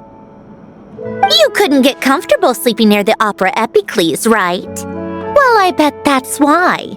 The Fountain of Lucine is where all the water in Fontaine gathers. So that's where the emotions within the water converge as well. Hold on. If it's souls we're dealing with, feeling uncomfortable should have been just the beginning. I should have been able to hear their voices or something. And under normal circumstances, I'm sure someone of your talents would have. The problem is, these souls are no longer complete. Remind me how they ended up like that again? You mentioned something about them being split apart? Yes, it's called soul severing. Renee of the Nartsitzenkreuz Ordo came up with it. After learning of Fontaine's impending doom, Renee thought if he could find a means for the soul to live on in perpetuity, it might ensure the world's salvation. Soul severing was the first step of his research. Unfortunately, his theory of the four orthants was imperfect at the time, and a failure along the way caused his physical form to dissipate. Jakob, another member of the Nartsitzenkreuz Ordo, sought to carry on Renee's legacy and restore his physical form. He even used some of the people who stood in his way as test subjects for his research. By severing their souls? Yes. After Renee successfully awakened, the two continued their research, and all the severed souls ended up merging into Renee's consciousness. After you saved Fontaine by turning Fontainians into true humans, these souls returned to the ley lines. But the souls severed before Renee awakened had nowhere to go, doomed to forever wander the waters of Fontaine as listless spirits. Almost as if they exist outside the bounds of this world. Unrecognized by the ley lines or fate. No wonder I couldn't sense them.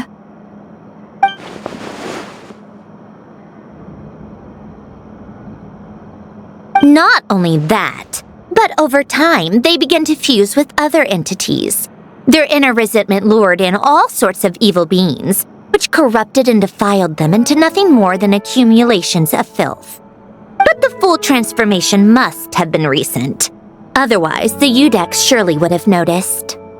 Wait, no, he must know already.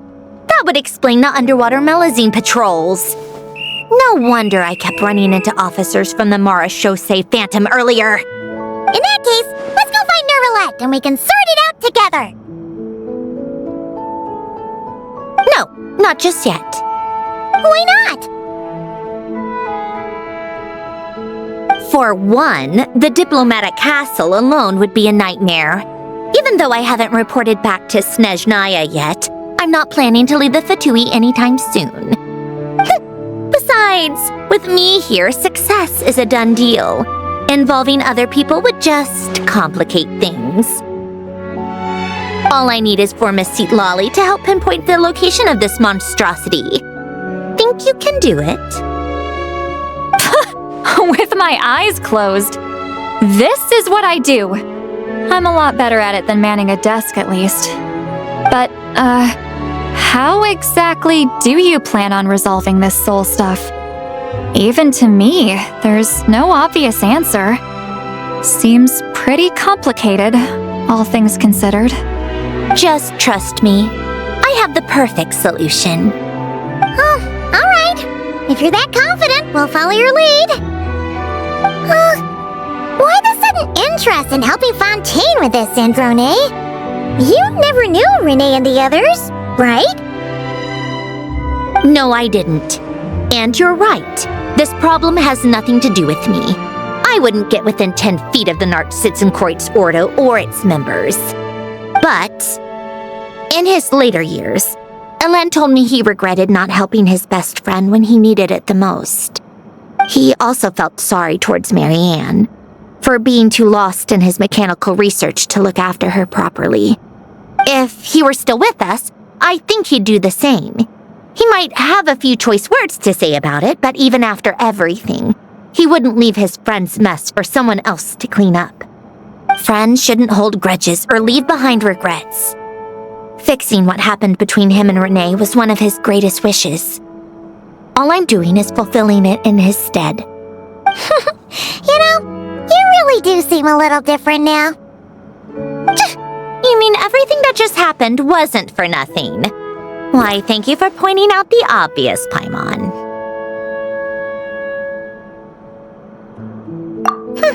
Just washing off the grime of the past. Turns out, a lot can build up after being ignored for so long. What's this about aquarium tanks all of a sudden? They go off on some grand adventure and what? Now they have their own private code? Stupid. All right then, Lolly. Tracking this thing down is up to you. Huh? Oh, right. No problem. You get this, Granny Eatsley!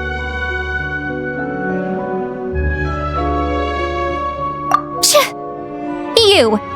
Come with me to Hotel de Boer for a drink. Right now!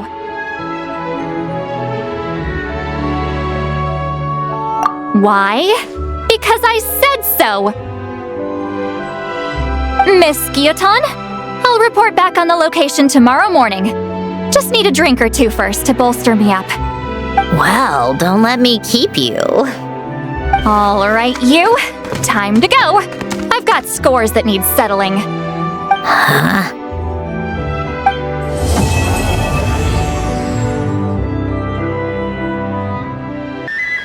Lolly sure drank a lot last night, huh? Wonder if she's even awake. Good morning. Columbina! Oh, you sure know how to make an entrance. What are you doing here? We just finished filming a last-minute scene, so I came up to get some fresh air. The others are still down below discussing what the final scene should be. You mean, how it should end? Yes, they're torn between whether the heroine should reunite with her old friend or not. Ah, because the whole point is that she came to her friend's homeland to search for her, right? Oh, Paimon almost forgot the plot! Yes. Director Farina and Miss Chiori think a tragic ending where the two never meet would be more poignant. But Director Xavier thinks having the two reunite would make for a more touching and heartwarming ending. Me? I'm not sure. On a personal level, of course I want to see her again. Of course I want to experience that moment where we reunite. even if it's just for the cameras. But that means an actor would have to take her place, and that makes me feel... Oh. Huh? Yeah, don't look so worried. Making a film is supposed to be fun. Besides, it's all gonna work out. You can trust Paimon on that. Work out? How? Well, you know. Yep, exactly. Okay, I trust you. I'll just focus on having fun for now. Well, well, look who we have here. Traveler and Paimon. Oh, the lighting specialist and clapper loader that never were. Yeah. We kinda went AWOL, didn't we? Sorry about that. Seriously, don't worry about it. Everything's going smoothly on our end, so just do what you need to do. You seem to be in better spirits now, Miss Columbina. I apologize if our earlier discussion put you on the spot. It's okay, I'm fine now. The Traveler and Paimon talked me through it. So, what are your thoughts on the ending then? Should we have them reunite or not? We should tie everything up in bows. Huh?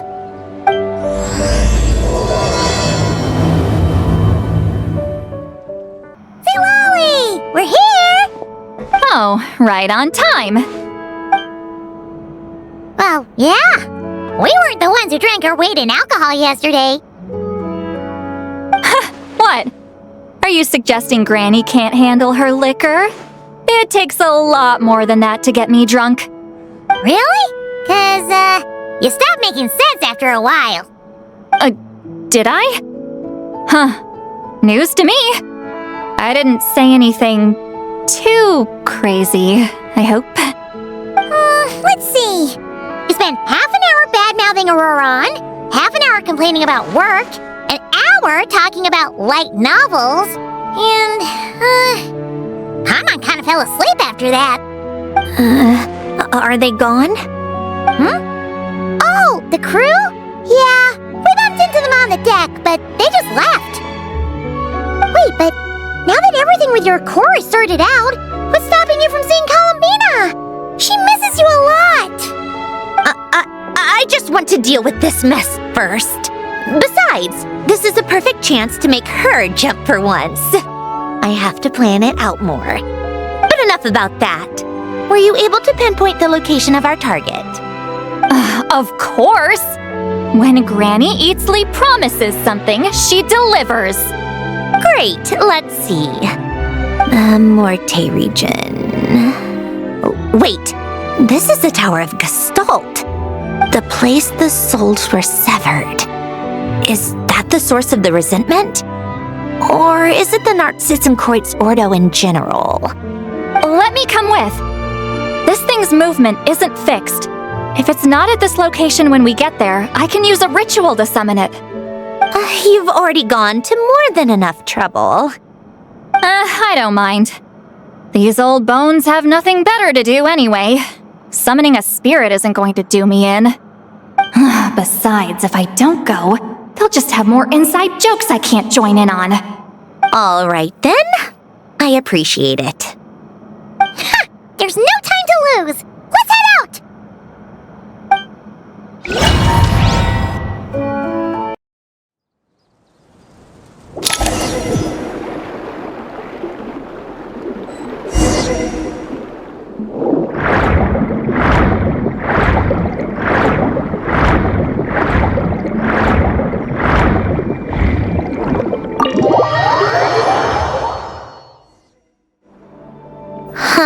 No sign of it so far.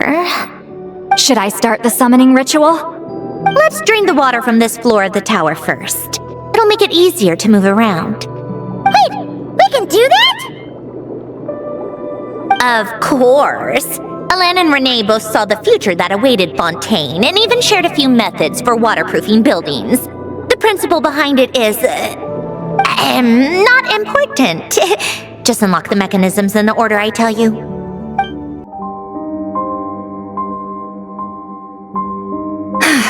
Ready? Yeah.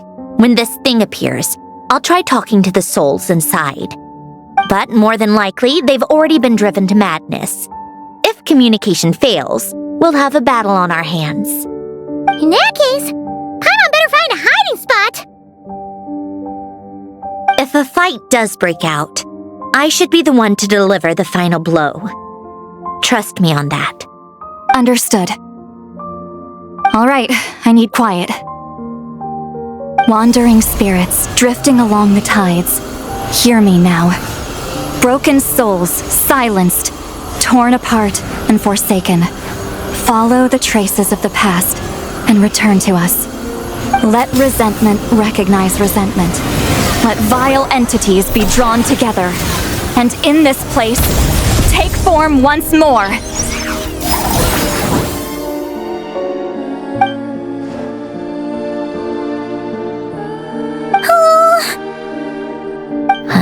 What now? Is that it? This is exactly why I deal in math, not magic. How are we supposed to know what stage the spell is at? It's like there's no logic to speak of.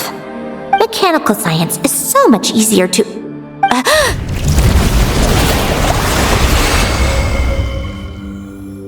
Watch out!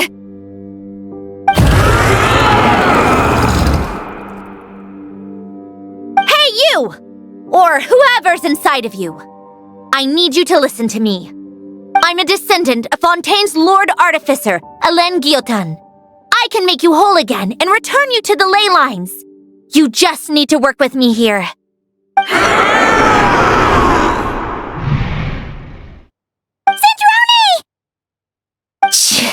Looks like talking this out is off the table. All right, plan B. Time to blow off some steam.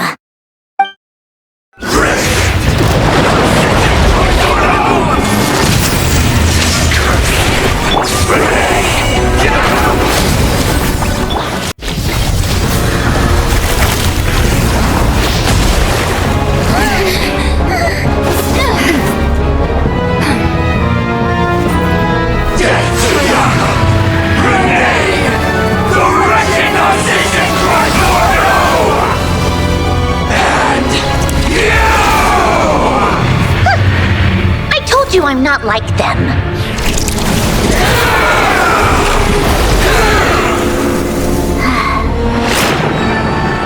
I'm stronger. Inverted. World formula. Reversion.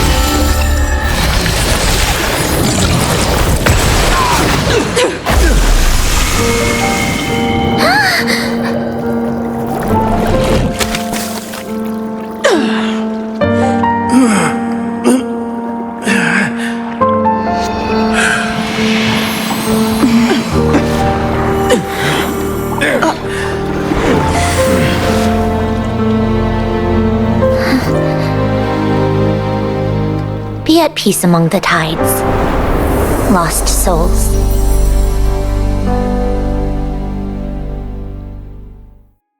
Is it over? Yep, told you it'd be a piece of cake. How did you do that back there? That creature was nothing special. Add a bunch of souls with nowhere to go, a touch of malicious energy, a few impurities, and a whole lot of resentment, and that's what you get.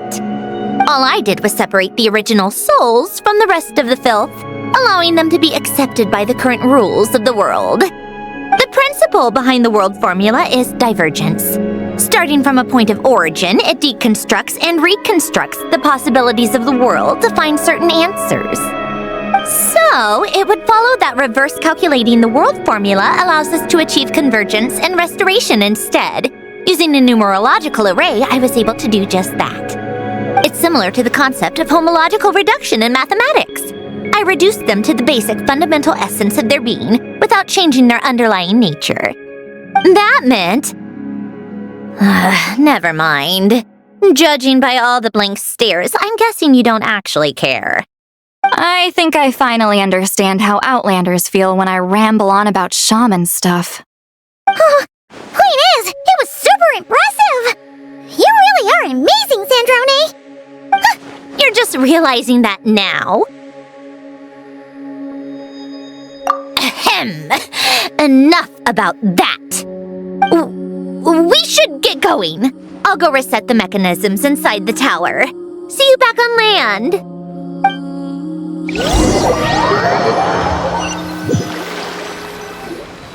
Well, that's one old mess for the books. Glad to have that over and done with. Feels nice to do a good deed every once in a while. You helped everyone out a bunch and not cry, too. Kinda seems like you're just a good person at heart. I wouldn't be so sure. I'll be heading back to the Fatui soon enough. You two are too trusting sometimes. Fine. Just don't say I didn't warn you when it comes back to bite you. Well, where to next? Back to the ship? Yeah! Your personal business, the Narcitsan thing, it's all resolved. That means you can see the people that need seeing now, right, Sandrone? Oh, everyone's gonna be so happy you're back! You wouldn't catch me dead admitting to this before, but... yeah, I really have missed everyone. Columbina's a special case, though. This time, I'm definitely getting her back for all her annoying antics over the years.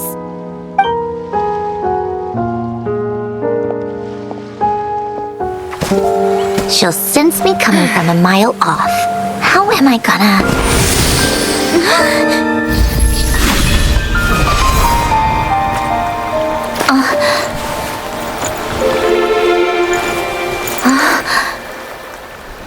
Sandrone? Is it really you? You're back?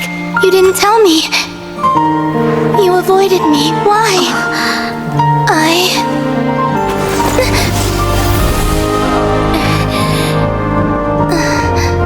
Sandrone? Now we're even. I missed you so much.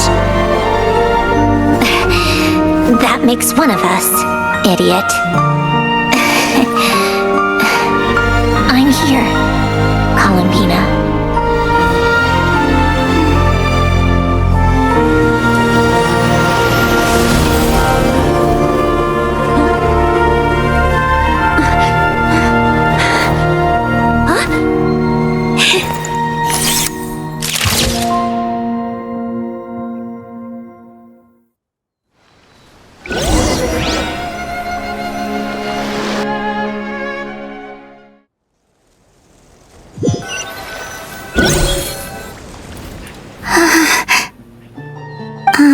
Sandrone. Don't ruin the moment. Or I'll start thinking about how you teleported me to a random location after I explicitly told you to stop doing that. And scene! Bravo! Bravo! We got it! This is exactly the ending I was hoping for.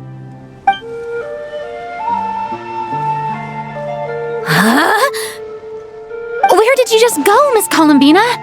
You vanished! And then the next second you were back hugging this, new friend here. That was all on camera? Yeah. Well, the camera was already rolling and it happened so fast, so... yeah.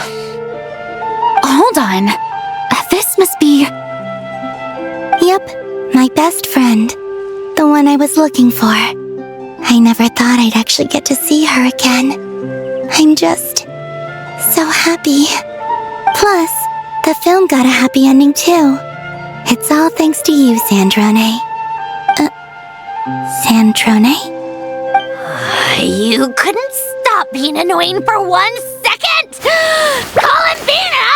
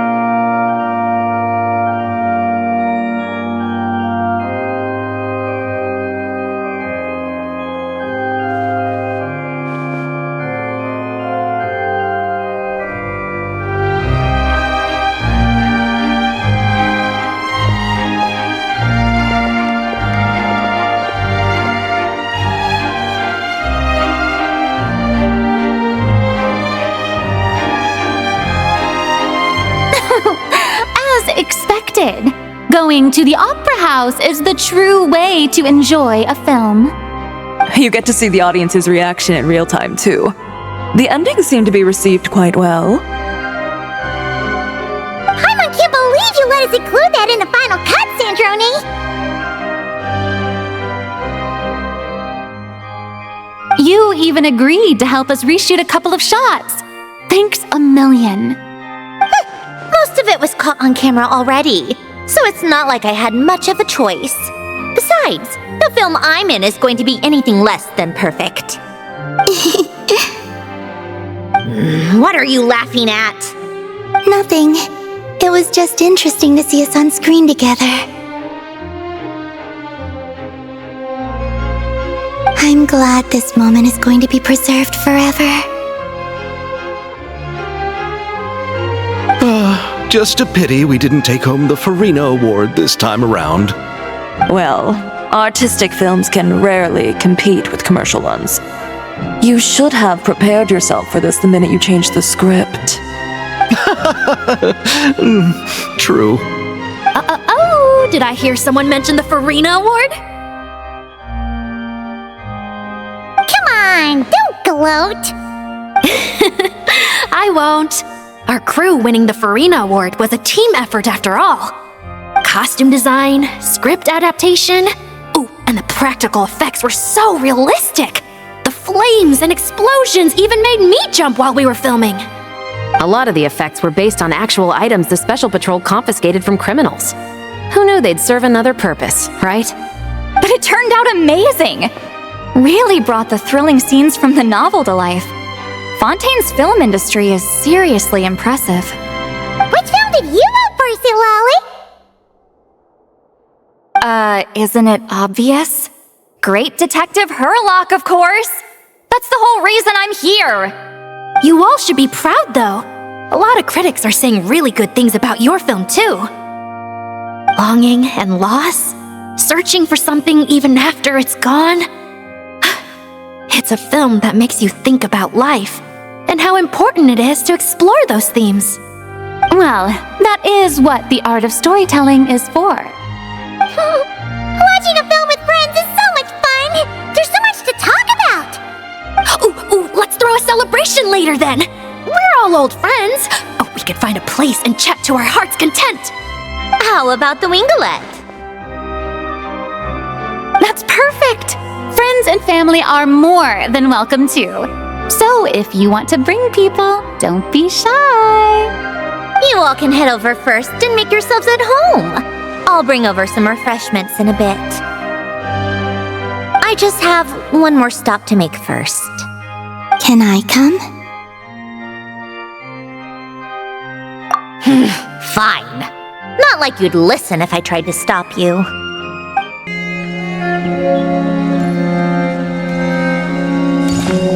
Wait! Is this? Yes.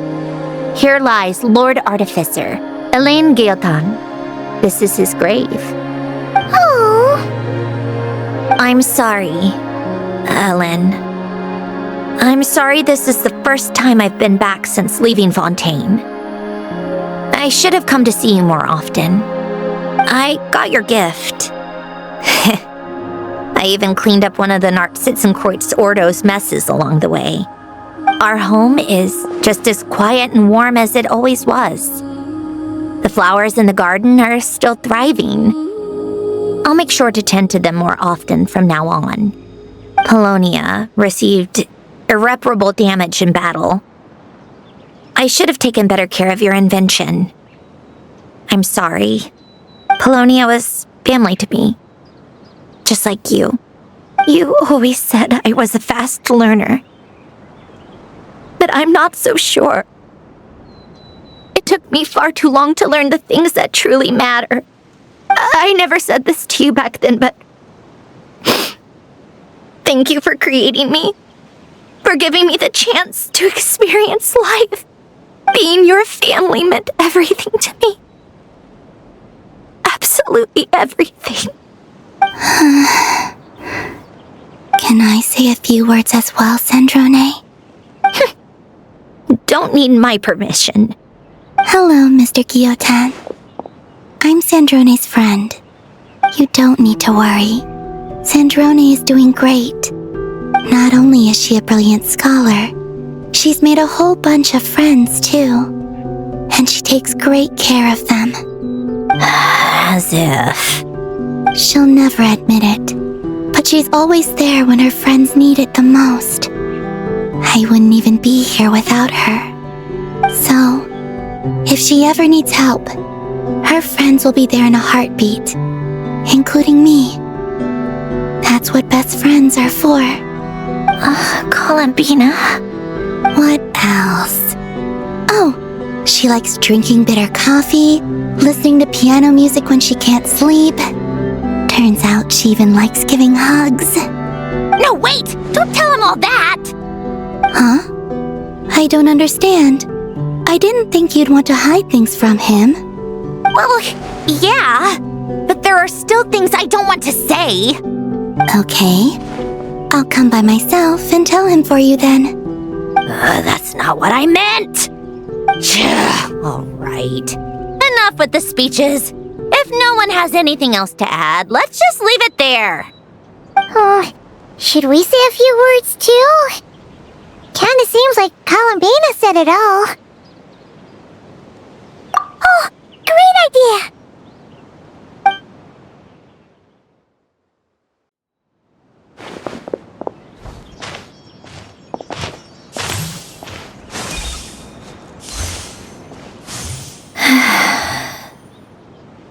Goodbye, Ellen.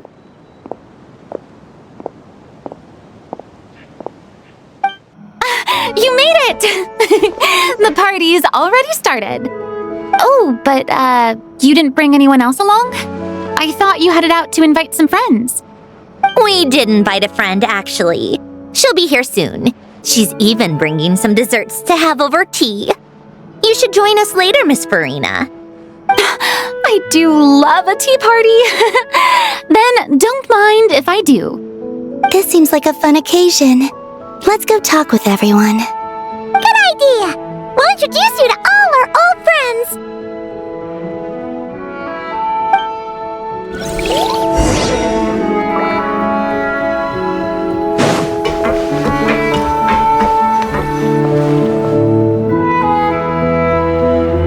You made it. Sorry for starting the celebrations without you. No worries at all! We're just glad everyone's having such a great time! Oh, right! You've probably seen them around already, but let us introduce you for real.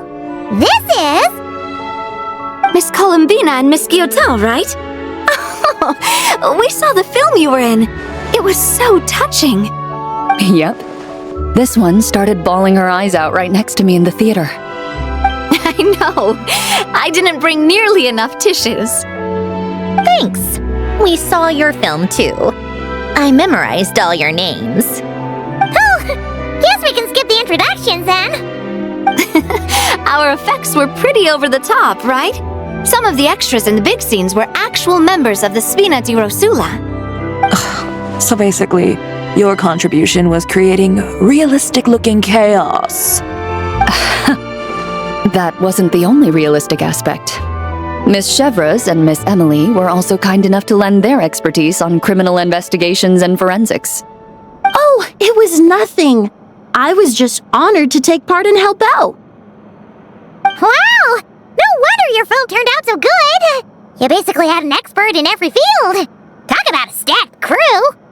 Oh, speaking of, want to join in on a round of tabletop troupe later, Miss Columbina and Miss Guillotin? I mean, what better place for a party than a party? Here we go again. That sounds interesting. Yes! Persuasion successful! What about you, Miss Guillotin? I guess one round couldn't hurt. Critical success!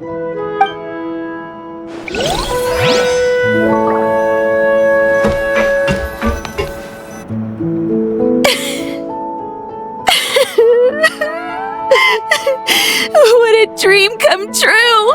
For once, it all worked out! I can die without regrets! Let's not get too ahead of ourselves, Director Lapine Pauline. What was in that piece of cake you just handed her, Escoffier? Maritime flowers, eggs, flour, same as all the other pieces.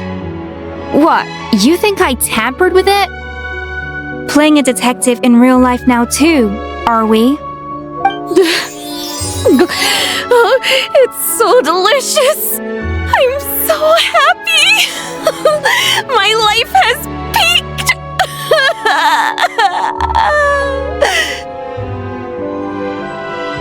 Miss Lapine Pauline, look who I brought! Master!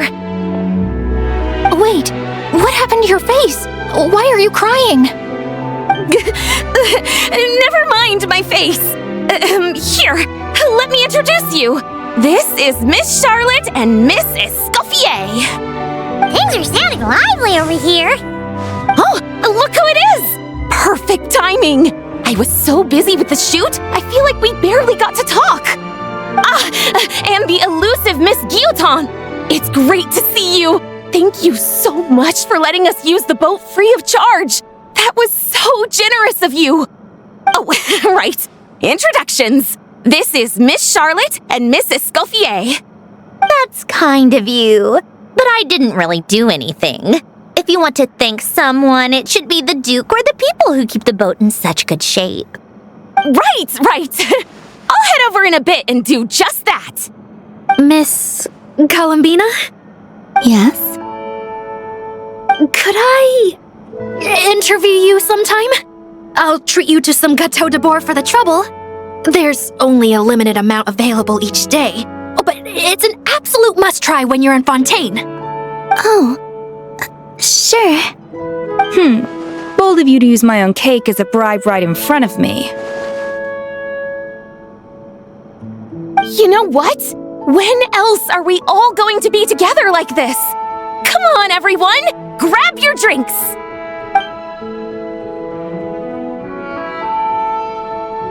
Are we going to toast? Yep! Come on! Sante!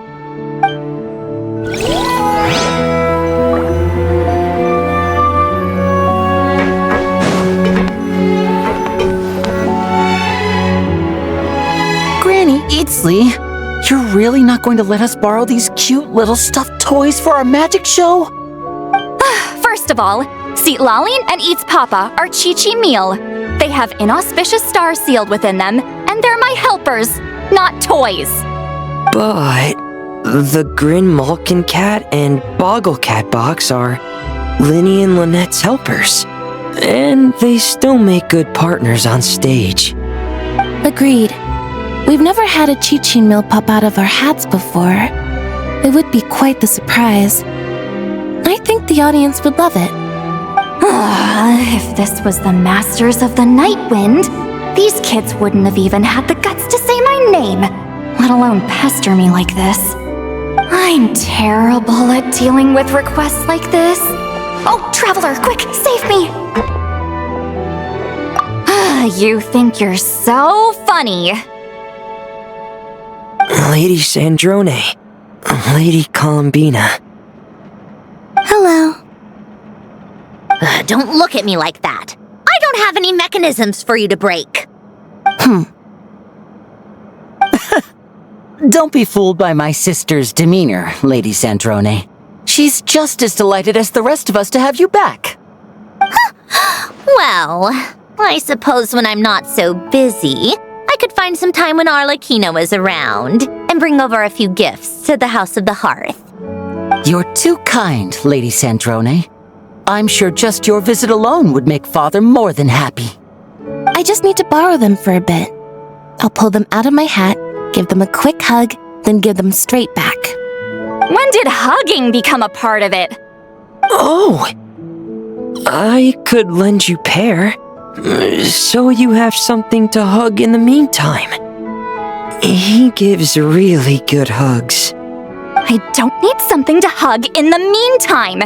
The issue was never the hugs. How about this? You can have 2 VIP tickets right next to each other. Excellent view. Right next to each other?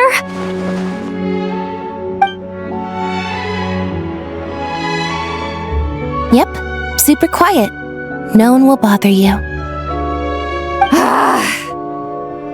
I'm sure you'll have a great time. Fine. Wait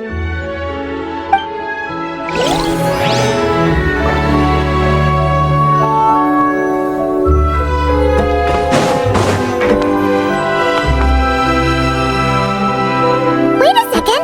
Mr. Baptiste and Veronique! You're here! Friends of yours? Veronique is the prop manager for Musketeer Pictures, and Mr. Baptiste is the author of The Two Musketeers. Yeah, former prop manager. Now we're just two criminals serving our time. Thanks to Duke Risley and Nurse Sigewin looking out for us. Not too bad, actually. You make it sound like I'm giving you special treatment. I just think the method of justice you chose to pursue is one people can respect. You are far too modest, Your Grace. The only reason we were even able to come to the surface for the festival is because you fought for it. It's also just good for the physical and mental health of the prisoners in general. Anyway, I suppose I have you to thank for keeping the winglet in such good shape. I never knew she could look so striking. I didn't do anything special. It was mostly the Traveler and the others. Don't sell yourself short, Miss Guillotin. You are the current captain, after all. In light of that, I have to ask, do you mind if I leave up some of the installations so the people back at the fortress can also enjoy the aquarium? Huh? Like I said before, I just think it would be good for the inmates who clean and maintain the winglet to see their work put to good use. Besides, maintaining an aquarium is sure to be a lot more interesting than scrubbing rust off the walls and deck. Of course I don't mind. I'm grateful you even want to keep it. Great. Then it's decided. That's amazing, Sandrone. We should go hang out at the Fortress of Meripede later, then. You do know you just invited me to hang out in prison, don't you?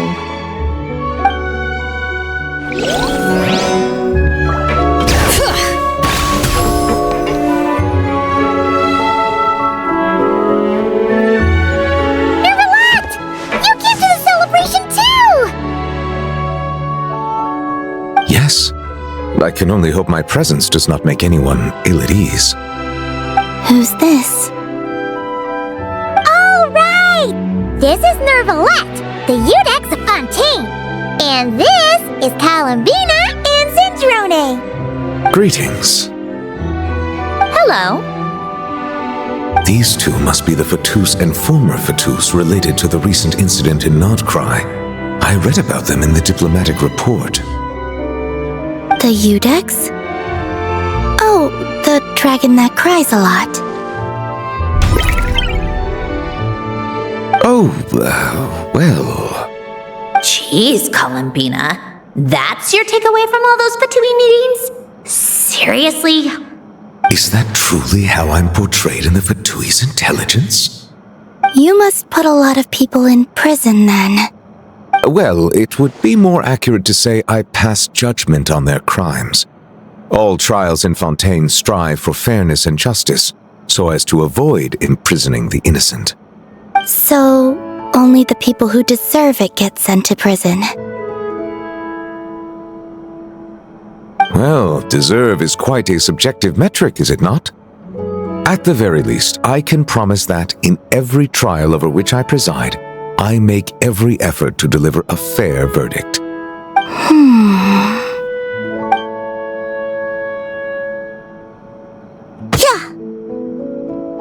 Oh, for the love of... what is she doing now? You seem like a good dragon. Not the kind that throws people in prison for no reason. I think we can get along just fine. Thank you? Then she punched me because... Oh, sorry, Nervalette. She thinks that's a sign of friendship. Where does she even pick up weird habits like that? I see.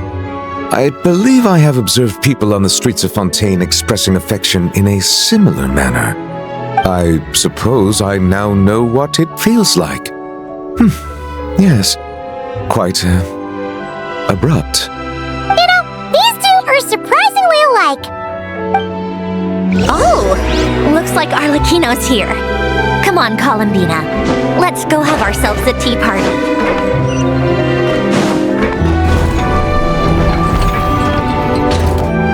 Well, it's been quite some time since the three of us gathered to drink tea like this. Yes, but your tea is as good as ever, Sandrone. Of course it is. The pastries you brought aren't half bad either, Arlecchino. I'm glad to hear it. Are they to your liking, Miss Farina? If I remember correctly, this particular cake is your favorite. Yes, thank you. The tea and pastries are absolutely delicious. I can't believe I'm casually sipping tea with 3 harbingers. Or are some of them former harbingers? Who knows? Due to diplomatic reasons at the time, our last tea party was rather tense, wasn't it, Miss Farina? You have my apologies. But this is simply a casual gathering of close friends. So I do hope you can relax and enjoy yourself. Of course! I appreciate the hospitality, in both cases. Next time, let me be the one to treat all of you. I'm sure we'd all be delighted to have you join us more often. The same goes for you two. Of course we should do this again! We've all been through thick and thin together by this point. This is nice, Sandrone. It reminds me of the happy times back in Snezhnaya, when things were so lively. Yeah. To be honest, I never thought these gatherings would feel this lively ever again. Well, I think I speak for all of us when I say we're truly glad you're back, Sandrone. Me too. I've realized that holding on to what matters doesn't just mean protecting what you already have. By reaching out and striving for something new, you can gain much more than you think. No, that certainly doesn't sound like something the old you would say. Well, I'm only going to say it once, so don't get used to it. Who knows? Perhaps your tea parties will only get livelier from here on out. Once you return to the Fatui, we'll have more opportunities to keep in touch in any case. I want to spend more time together too, but I don't want to go back to the Fatui. Well, Notcry isn't too far from Snezhnograd. It shouldn't be hard to find a place where we can all get together. Oh, and then I can sing for you, or put on some of your favorite music, just like the old days. Speaking of music, I spotted a mechanical piano below deck. Is it yours, Miss Guillotin? Yes. Reclaimed, I suppose you could say. Why don't you play something for us? Huh? In front of all these people? Yes, why not? You play so well. Yeah, come on! Just a little, please? For the love of... Fine! One piece, and that's it.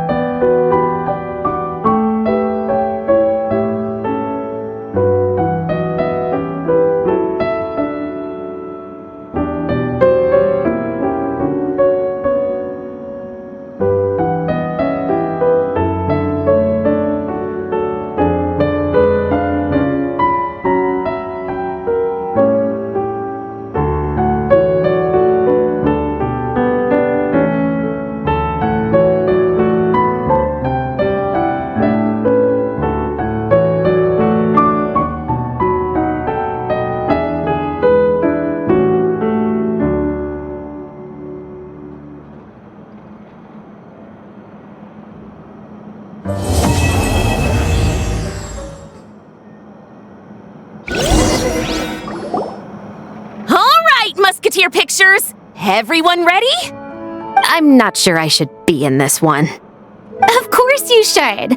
You might have primarily helped out another crew this time, but you're still a member of Musketeer Pictures.